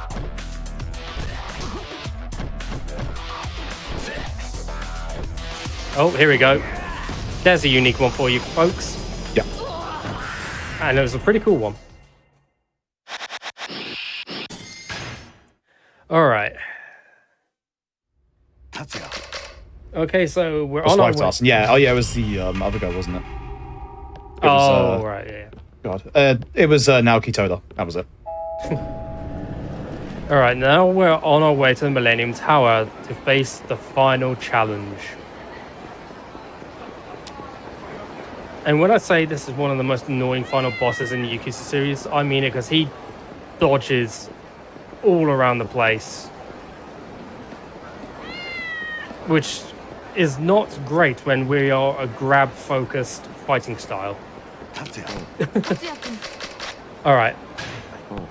We have one wave of a grunt fight to go first. With how the interior of the Millennium Tower looks like a cabaret club. Yep. Pretty confident there is probably a floor that's like this in the Millennium Tower anyway, but... Probably, unless it was like Ares that they just like redid at some point. Imagine if RGG just gave us free roam of the entirety of the Millennium Tower. All 60 floors. This is why Dead Souls is superior, because you can explore a lot of the Millennium Tower, Lamau. Anyway, I'm going to spam grab here so I can hopefully grab them when they spawn in and just... like that.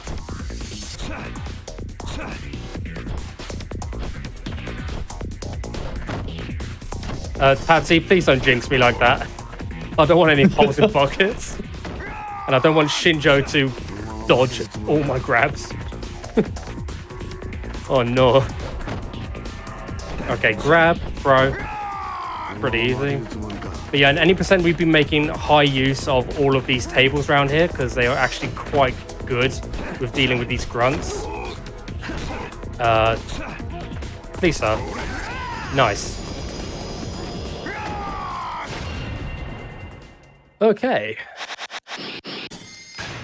And now that that is done, we are going to fight Shinshō, the main man himself. And this is actually the final boss fight, so time will be coming up on the last hit on Shinshō, which is when slow motion activates. I will let you know when that happens. Shinshō. Gotcha. Okay, cool. Nice. Okay.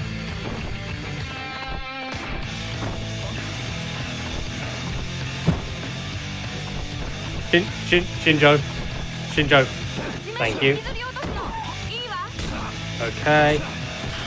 Oh, his special attack is very annoying. Because that happens and he catches up to you very quickly. He's faster. Yeah. Okay. We should be coming up to time soon. Ugh. That was unfair. Okay, and... No, not yet.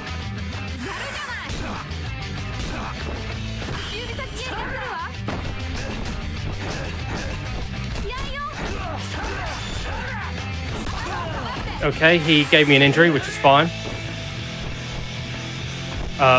This way. He's very close though.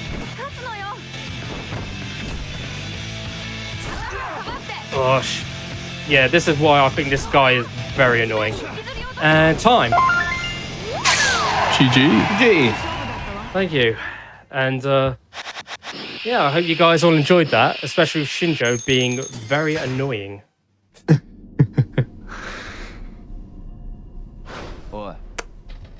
No, nicely done. All I can say is I'm going to stay up for Mega Man, and I'm definitely going to get a good night's sleep after this. Nice. Well, before we wrap up and get on our way to Mega Man, are there any shout outs that you folks want to do before we head off? First of all, I'd like to thank Fruit for agreeing to do this with me. He's been a wonderful commentator for this, and I can't wait for you to start running this game through. It'll be fun. And yeah, just in general, big shout out to everyone watching. Big shout out to the Yakuza community as well, because you guys are all awesome and you're all great people to know.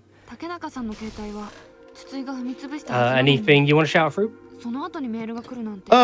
No, not really. Go follow Street Bad Guy. If you're interested in Yak speedruns, yep, we have a lot of resources for any of the ones you really want to do. So, yeah. Awesome. Wow, sounds great. Folks, you've heard it from these two. We are going to be having Mega Man just after a short break.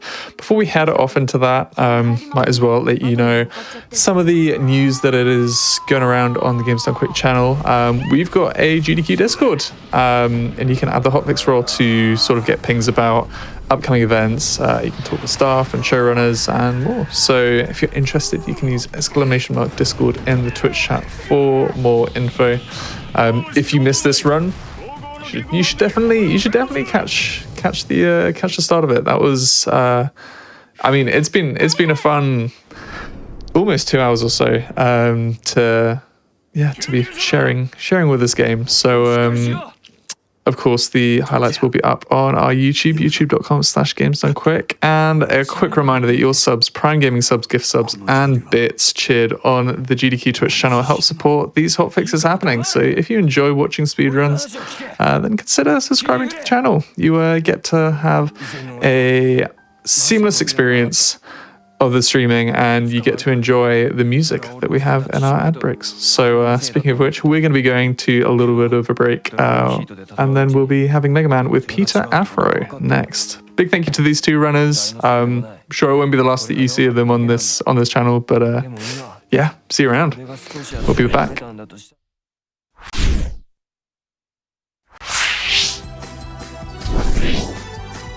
What's good, folks? Welcome back. Hope you enjoyed that little break. Taking whatever opportunity you had to maybe have a little stretch if you have the capacity. Staying hydrated and taking care of yourselves. This is the first show of the two shows that we have every other Friday night. This is Going Places, the show where we go around the world. We have a look at region exclusive games as well as games that we can play on the go. We had one of the golden games just then. We had a Yakuza Japanese exclusive PlayStation Portable, so handheld exclusive as well. So occasionally we do get that rare gem that comes up on these shows, which is very exciting to see. But we are about to throw it over to a Mega Man game on the PlayStation Portable. Just before we do, I'll let you know about all of the other events that are happening on Games Done Quick. We're going to get through these ones quickly. GDQ's next all-women and femme speedrunning event, Flame Fatales, returns on August the 18th. That is just over a week away from this stream. So you can use !FF in the Twitch chat to check out the schedule. Let us know what you're looking forward to. We have got GDQ going to PAX West from August the 30th to September the 2nd. The schedule is also out. Use !PAX, PAX. And Games Done Quick Express is returning to TwitchCon. We are everywhere. So from September the 20th to the 22nd, you'll be able to find us there. You can use !GDQX. We're everywhere, but we're also right here, right now. We are going to be seeing a run of Mega Man Powered Up, courtesy of Peter Afro. Peter, how are you doing? Doing good. Thank you so much. So yeah, this is Mega Man Powered Up. If you're unfamiliar with this game, it was a remake of Mega Man 1 for the PlayStation Portable. So there's two modes of this game. There's old style, which is a recreation of the original game with updated graphics. And this is new style. We're playing new style. It's basically a totally different game with just the same robot masters from the old one. For difficult level, so what's funny about this game, each stage has this option for difficulty when you enter them. Every stage can be play on easy, as is the fastest. Alright, for characters, you can play as Mega Man. You can also unlock the 8 Robos. I say 8 because they added 2 new ones in this game. Play a role, Proto Man, and yeah, that's all. But this run we're playing as Mega Man. Specifically, Mega Man C, who can charge and slide like he can in 4 through 8. There's also Mega who can kick. We're not playing as him, but I just need to mention it. It's funny. All right, you got timer ready? Yes, we are ready when you are. All right, 5, 4, 3, 2, 1, go. Good luck. All right. So we're going to start with the intro stage, just like we do in 7 and 8. We're not in the Mega Man costume yet. You can't even do the attack yet. And this applies, non-attacking applies to all characters in this portion of the intro. Alright, now we're gonna get going. So yeah, this is Mega Man. You can play, we're playing charge and slide. I should note, I'm not gonna slide much because the slide in this game is really bad. It has a bit of a wind up and I think it's that much faster than the walking. I think it's the same. Oh wow, that's a bit of whiplash because Mega Man speedruns, they're almost constantly sliding. Yeah, it's very, very strange how they borked the slide. Okay, so this boss, we just hit charge shots, and on easy mode, you hit the boss at the charge shot, or their weakness, they have like long invulnerability period. Oh wow. Yeah, this game's great. I just wish the slide was good. Yeah, not a very exciting boss, but sudden freeze. I've only seen that sudden freeze and movement like one part in Oil Man stage. Do you wonder why I'm not mashing through the time? So this game uses in-game time for ranking. And we put in some feature on live split to manually enter the in-game time for each stage. So I'm putting in the in-game time for each stage, on the chance it ends up being a PB. It probably won't, but safety first. Yeah, why not? Alright, so for the first boss, we're doing Oil Man. The reason we do him is because his weapon is really good. It lets you move really, really fast. Like, really fast. Also, yes, your eyes do not deceive you. These are Mega Man 2 enemies in a remake of Mega Man 1 for some reason. Interesting. Is there like a story switch up that we're not seeing, or is it like the exact same story as well? They just decided, why not? Fair enough. Alright, so the oil, you don't want to walk on it, because you try walking on it, Mega Man will fall down.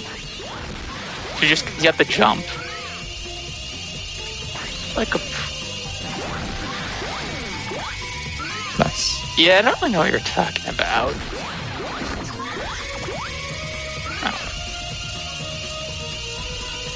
Alright, so here, there's a random spot where the game makes you fill for a split second. It's really weird.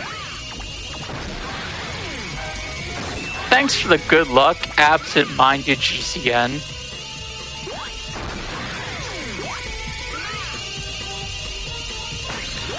So those oil containers, you can break them with fire, with the fireman's weapon. I forgot what it's called.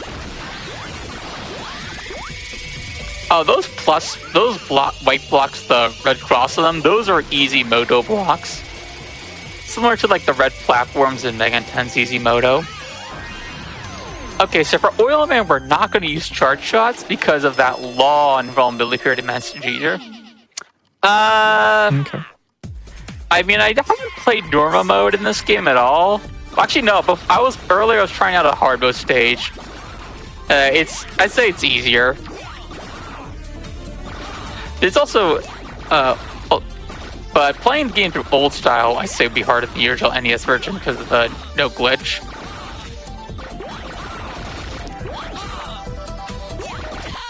That's not what I wanted to do. I wanted to lock into the wall. That way you can, like, volume. Alright. 0.66. This game's got some good animations. I like the style that they went for, because you could. I don't know. They weren't exactly limited by the PSP. Like they could have gone for something, like just as serious as the original. But I don't know.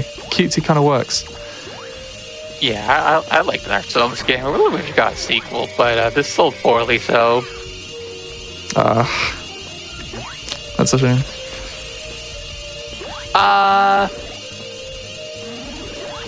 Yeah, it would be hard to roll. Roll's a little tricky to get used to. I've done runs of roll. It's a fun category. I have the world record as roll. Alright, here's the oil slide. I just realized there was a spot you could use earlier. Oh, no way, I was thinking this part. See, so what you can do is, when you hold up and jump, you get a little air. Nice. Oh man.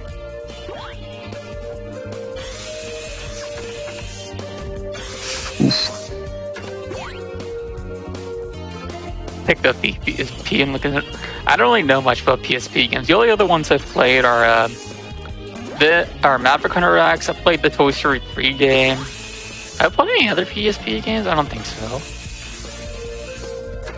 Was there? I mean, usually, either they're pretty good or they can just be very mediocre. What was the Toy Story game like? It was just a basic platformer. Okay. It was alright. It's not Toy Story 2 game.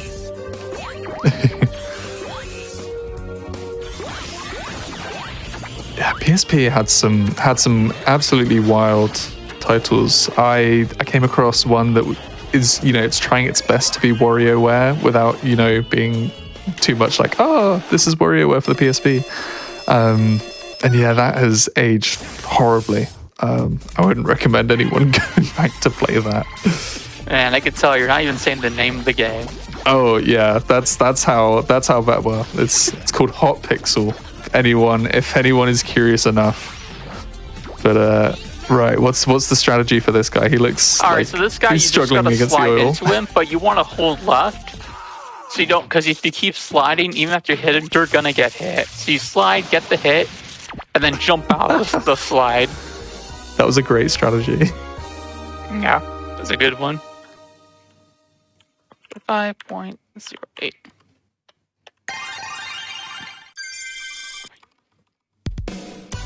Wait, what?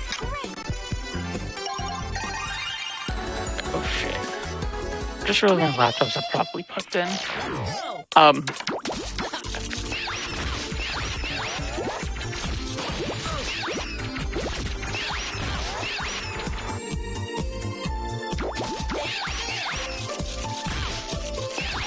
Alright, so time, man, you gotta be really careful with your oil slide.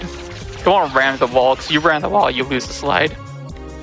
You missed, you missed the previous game. I'm sorry, you're too slow. Hey, you're in time for powered up. Unless you don't like this game, then I'm sorry. And if you don't like this game, then you're going to by the end of this run. That's all I'm saying.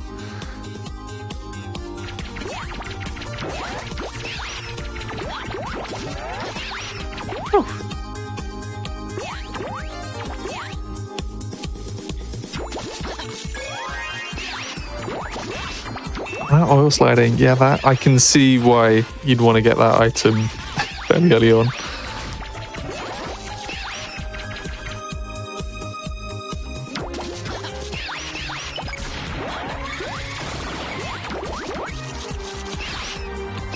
Also, shouts to the time bomb skips for being like a few good use of the slide.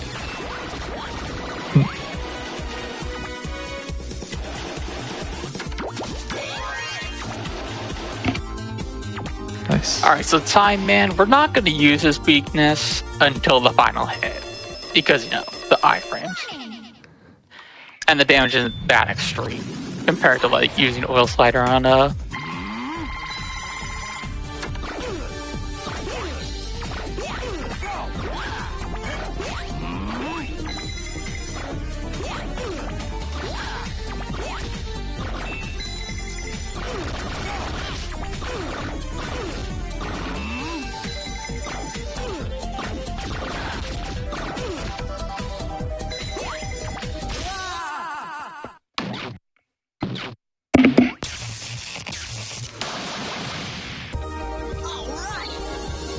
Nicely done.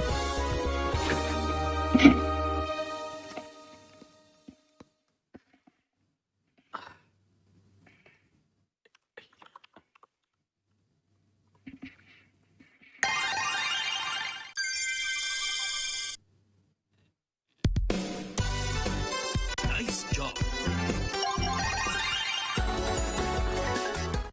wrecked. Yeah, the music scenes are good.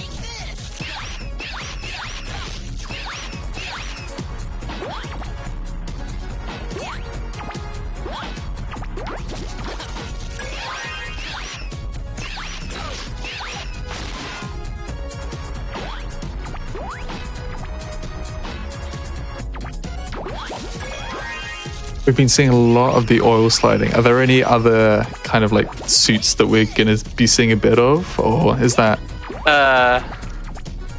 Not really. Oh, God. I mean, if it ain't broke. This stage is really, really hard to go fast in. Like, this room in particular, the optimal stretch is pretty tricky.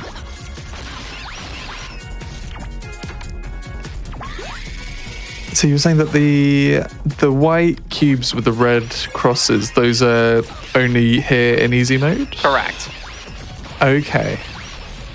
At least it made that section earlier a little more forgivable.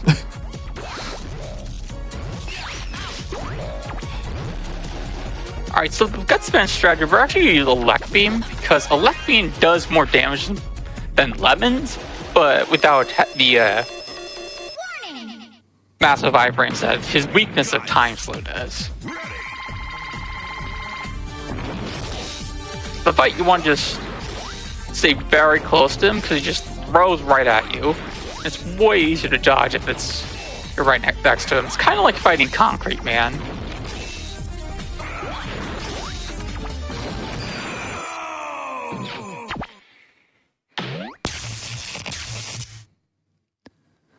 Nice.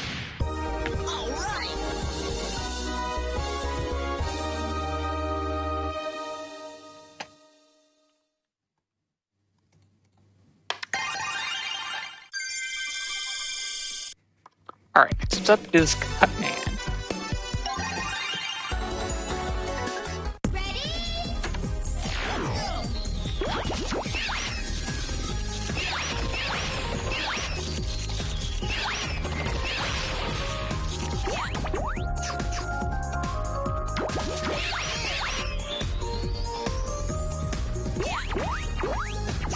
sounds like Sonic. What does? Maybe the music. From a hosting position, I didn't get the fortune of being able to hear the music, but I'm willing to take the chat's opinions on what they think this sounds like. What's your opinion on the music of this game? I don't think it sounds like Sonic at all. I wish the store was rip the store. Kind of funny that the PSP store was knocked out and the PS3 and Vita remained. I wonder why that particular one got axed, not the others.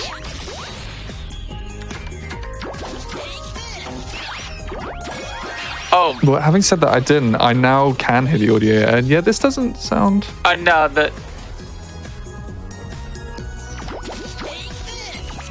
No, I can't... yeah, I can kind of hear it. Sounds like Silvo saying, take this. Yeah. Close, he's close. Vega is your favorite Sonic character. I mean, there was a crossover in the form of a comic. I didn't read all of them, but it looked like those comics went hard as well. I don't know anything about those comics.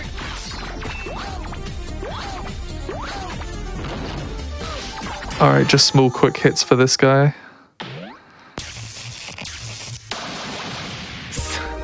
Ooh, nice. Yeah, handhelds are dead because of the phones.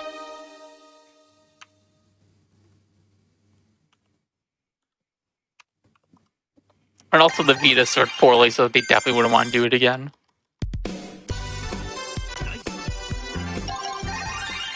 Alright, next up is...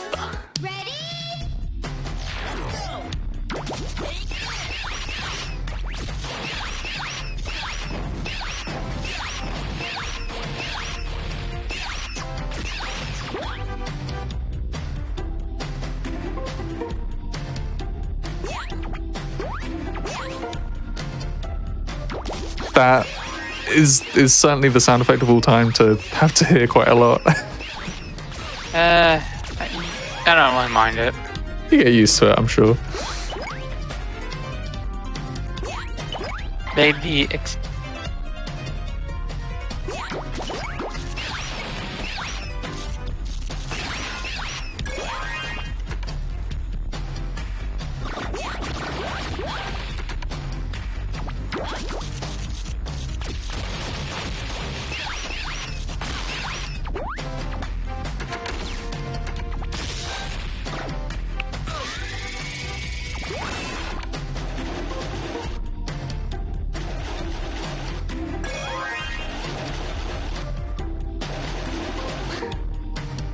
Alright, so Bomb Man strategies, we're gonna just throw the scissors and time it so he so it hits him right when his iron's over. Nice. Thankfully, there's a pretty good leniency before he jumps. On the banana peel. I mean, that is a pretty accurate description. I would take that.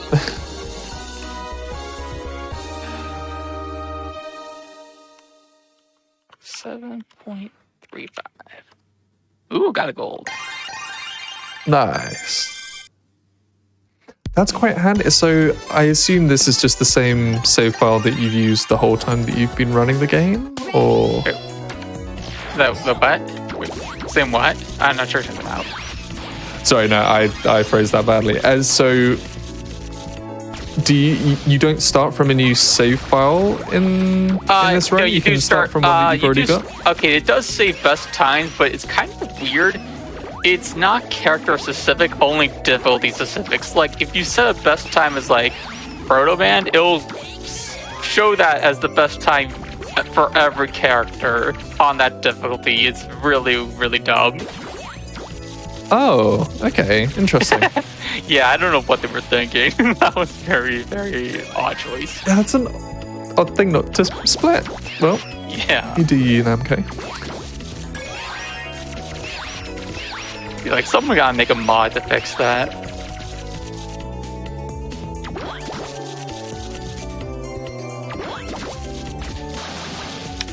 But I don't know why I shoot to the left wall. Because oil, like, as you see here, it goes forward a bit. But sometimes it's a little too forward. You want to be on a platform using it. So let it bounce off a wall. It'll basically land where you're standing. So our Iceman, we're just gonna blast lemons at him.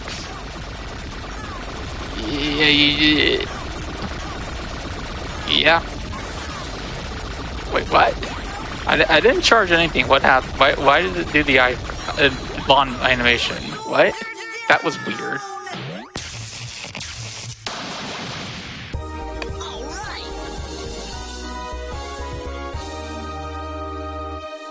Okay. 8.8. Nice.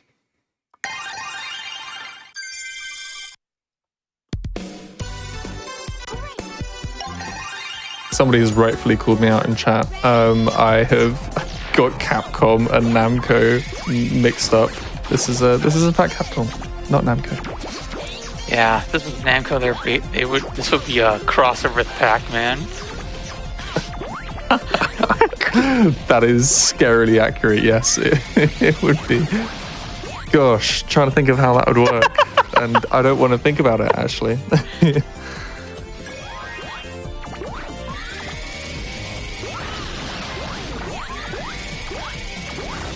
Gotta get Pac-Man in there somehow though. I mean, you said that they were bringing enemies in from the second game. Yeah, the two that were shown, the hotheads and the blue things, those are the only ones. Just throw Pac-Man in as an enemy, easy. Or better, he's the final boss. Ooh. I could go hard. You could have some cool attacks. I could see it happening.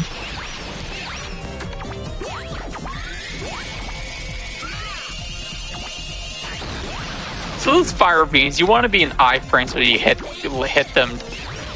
Well, always an oil slider, or else it will cancel your oil slider. Oh, really? I never played Street Fighter X Tekken. I didn't even know that was a thing. Okay, so for this fight, we're gonna actually be throwing bombs at fire beam. The reason is because bombs actually do a pretty good amount of damage. Without giving them tons of iframes.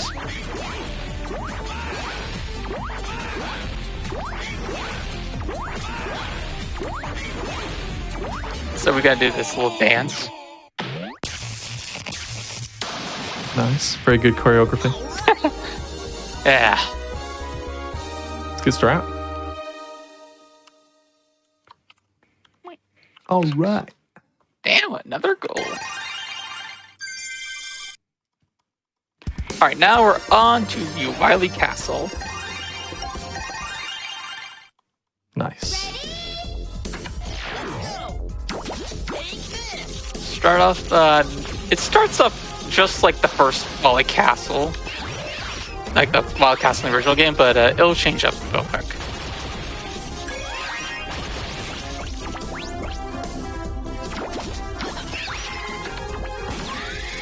There's a lot of damage you got taken this level, so.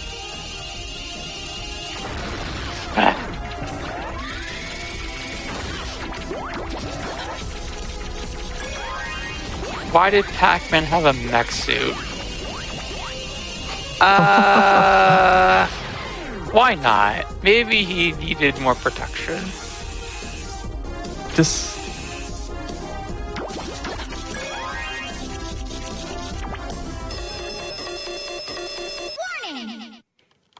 I played a little Pac-Man Party, but all right, Yellow Devil. I'm sure... So in easy mode, the whole block attack is not a thing. Instead, he'll just shoot an orb from his eye. Oh. So yeah. So the strat is just time it right.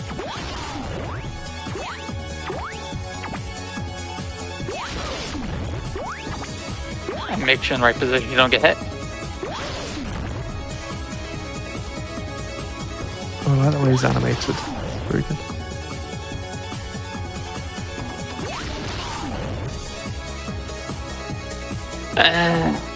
I personally think the Mega Man Wally Fortress music is lame.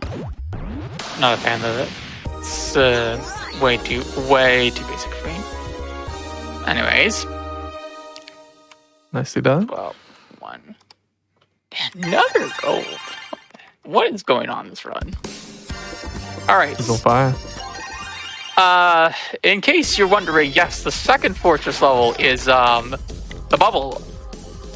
They changed the order because they want to do the clone boss after the refights. Because refights in this game are like refights in almost every other Mega Man game. It's all 8 together, unlike the original game where they sprinkled them throughout the stages. There's the oil slider here. You want to jump before you hit an enemy because it'll raise your attack hitbox a bit. You can actually kill those Suzzies, I think they're called. I don't know Mega Man enemy names. Allows you to get kills without taking damage. Also, you can, nice. I probably should have mentioned, you can change your weapons while still on the oil slide. Oh, That's handy. Yeah, it is. Alright, so this boss,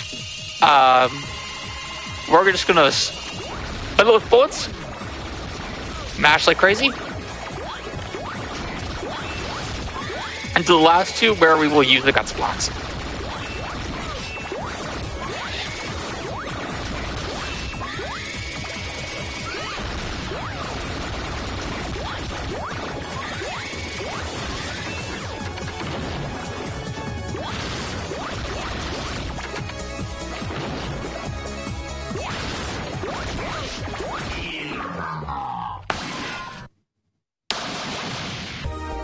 Bento Ken with the gift sub. Thank you for supporting. Games done quick. Wait, whoa, I almost misinputted the time. Ooh. Alright, next up, we're gonna do the refights. Like I said earlier, refights, they're all done in one stage. Just like traditional Mega Man formula. Can you imagine if someone made a Mega Man game with no refights? That would be funny. I would if I made a Mega Man game. I never will, but I would. Would that even be a Mega Man game at that point?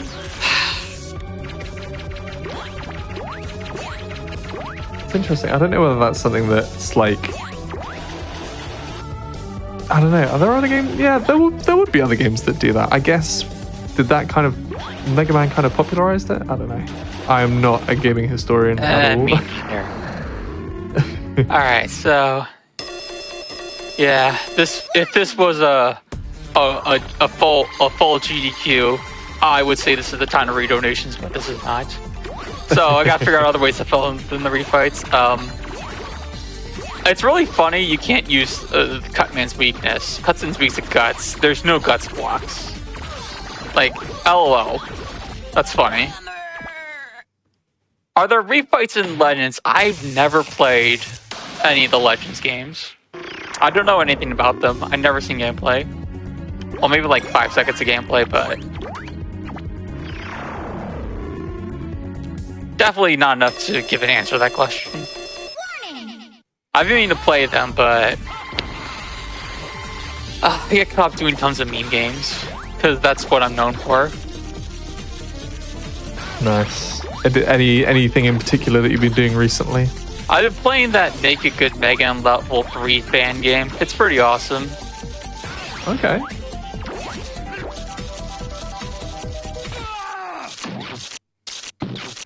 I love the strat. The slowdown strat's so funny. Oh yeah, it is. Okay, so Oil Man, we're going to be using the fire, because it does a pretty good amount of damage. It makes up for, you know, you didn't have little long iframes.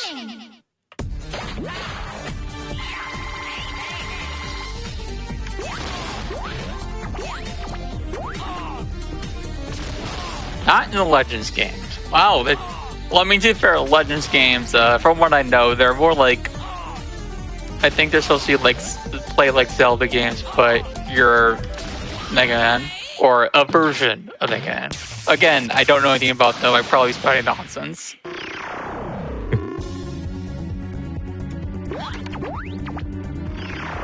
Bomb Man fights the same.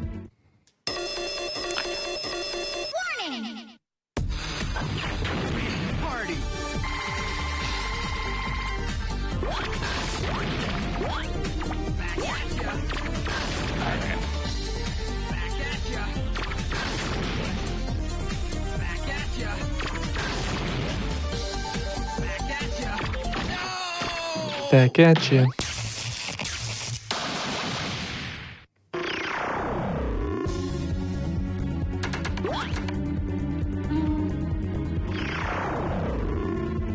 Who is some kind of treasure hunter? Yeah, I know his name. I'm not gonna pronounce that. Thank Mega Rob Dad. What is poppin'?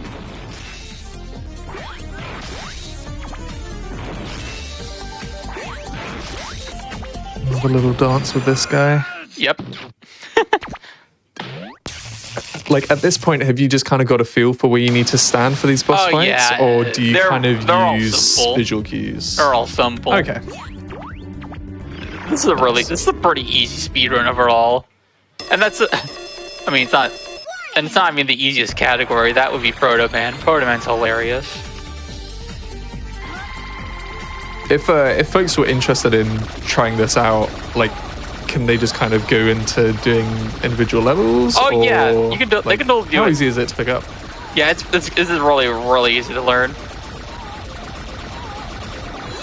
Like, this is probably the easiest classic Mega Man speedrun ever. Nice. And is it kind of one where, you know, you just have to get hands-on with it for a little bit of time? Like, are there any kind of resources for it? Or is it just, you know, pick it up, play it, and give it a go, and that'll give you a good... Just follow a run, really. Gotcha. Nice. Yeah, I don't think there's really a need for a tutorial for this game. This isn't even that popular of a game anyways.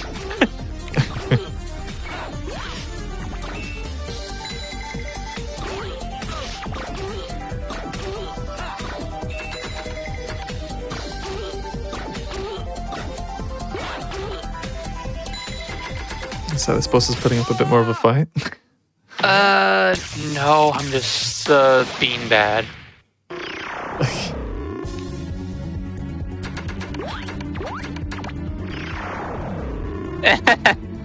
I mean, they still put out those. Every series they put out those collections.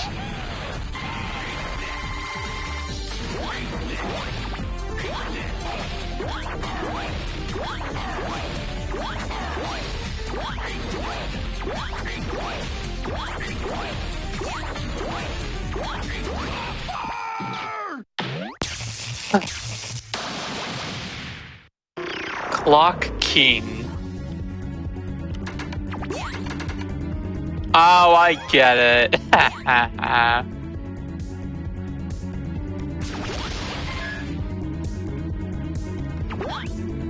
They announced a new...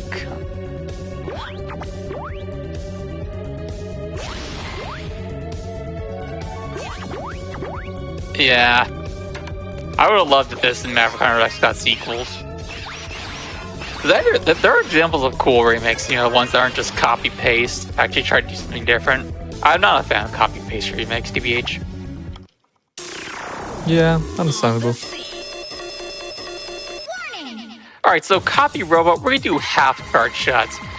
Because half charge shots do more damage, but don't give the full, you know, the really long iframes.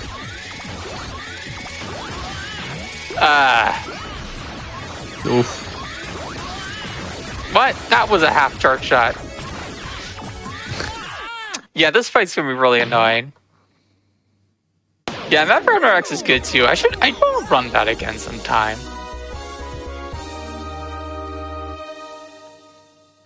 So then, Is that... you know, Oh, yeah? I was PB pace and now I'm not. Oh, I'm behind. Yeah, now I'm behind by 0.77. All right, this is the final level. oof, good luck.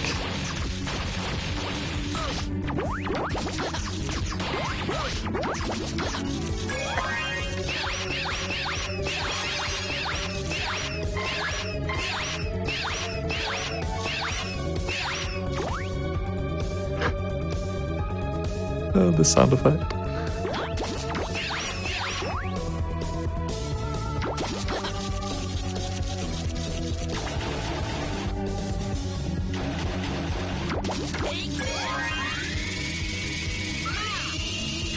So the final boss, we're just gonna be doing charge shots.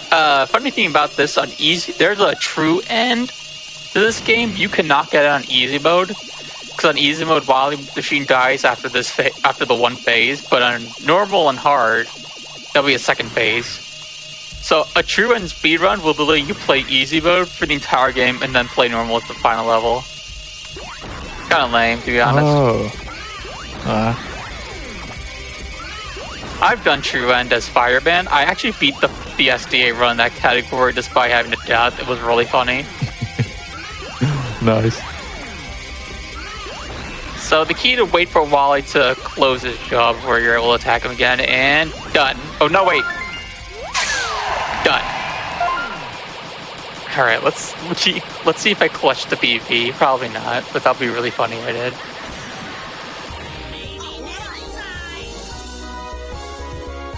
Did I? Ooh. The 8.10. Nope. I'm 0.54 off. 0.5. Oh, I mean, hey, playing that close to your PB, that's a solid run. Yeah, all right. Thank you all for tuning in to the run. Follow me if you want more speedruns. Next weekend, I'm running at another marathon called Insta Speedrun Marathon, which I'll be playing Cow the Kangaroo Mystery of the Volcano and on the 17th. And on the day after, I'll be playing Mega Man Rock Force default settings. Ooh. So yeah, I'm going to prepare for those. Yeah, that's all I have. Thanks for having me. Awesome. No, thank you so much for being on. And you saying Care the Kangaroo is the biggest endorsement that you could ever give yourself on the show. So folks, if you haven't already, that was Peter Afro. Your Twitch being AP Assault? TPS and alt. It's supposed to be the Peter Afro's alt, but shortened. There you go. Yeah, TPASALT, folks. Make sure you go follow him and make sure you stick around because that is not the last of Hotfix for tonight. You can have a look at what we're doing through our schedule on gamesdonequick.com/hotfix for the rest of the week. But we are here to smoothly transition on over to Passion Project, which is going to be showing us a Bomb Rush Cyberpunk Archipelago randomizer race. We're going to be seeing two gamers at the top of gaming for this game. I'm saying game a lot. We're going to be seeing Helix versus Vane with Shovelclaws on commentary. We're going to be handing over to Amber in a couple minutes time, but we'll be saying goodbye on behalf of Going Places. Big thank you to Peter Afro and of course Streetback Guy, who we had earlier on in the evening showing off the PSP exclusive Yakuza Black Panther game. If you missed that, make sure you check it out on YouTube. And if you're watching us on YouTube right now, check us out on Twitch because, want to catch the action as it's happening live. Right, break time, and then it's Passion Project. See you around, folks.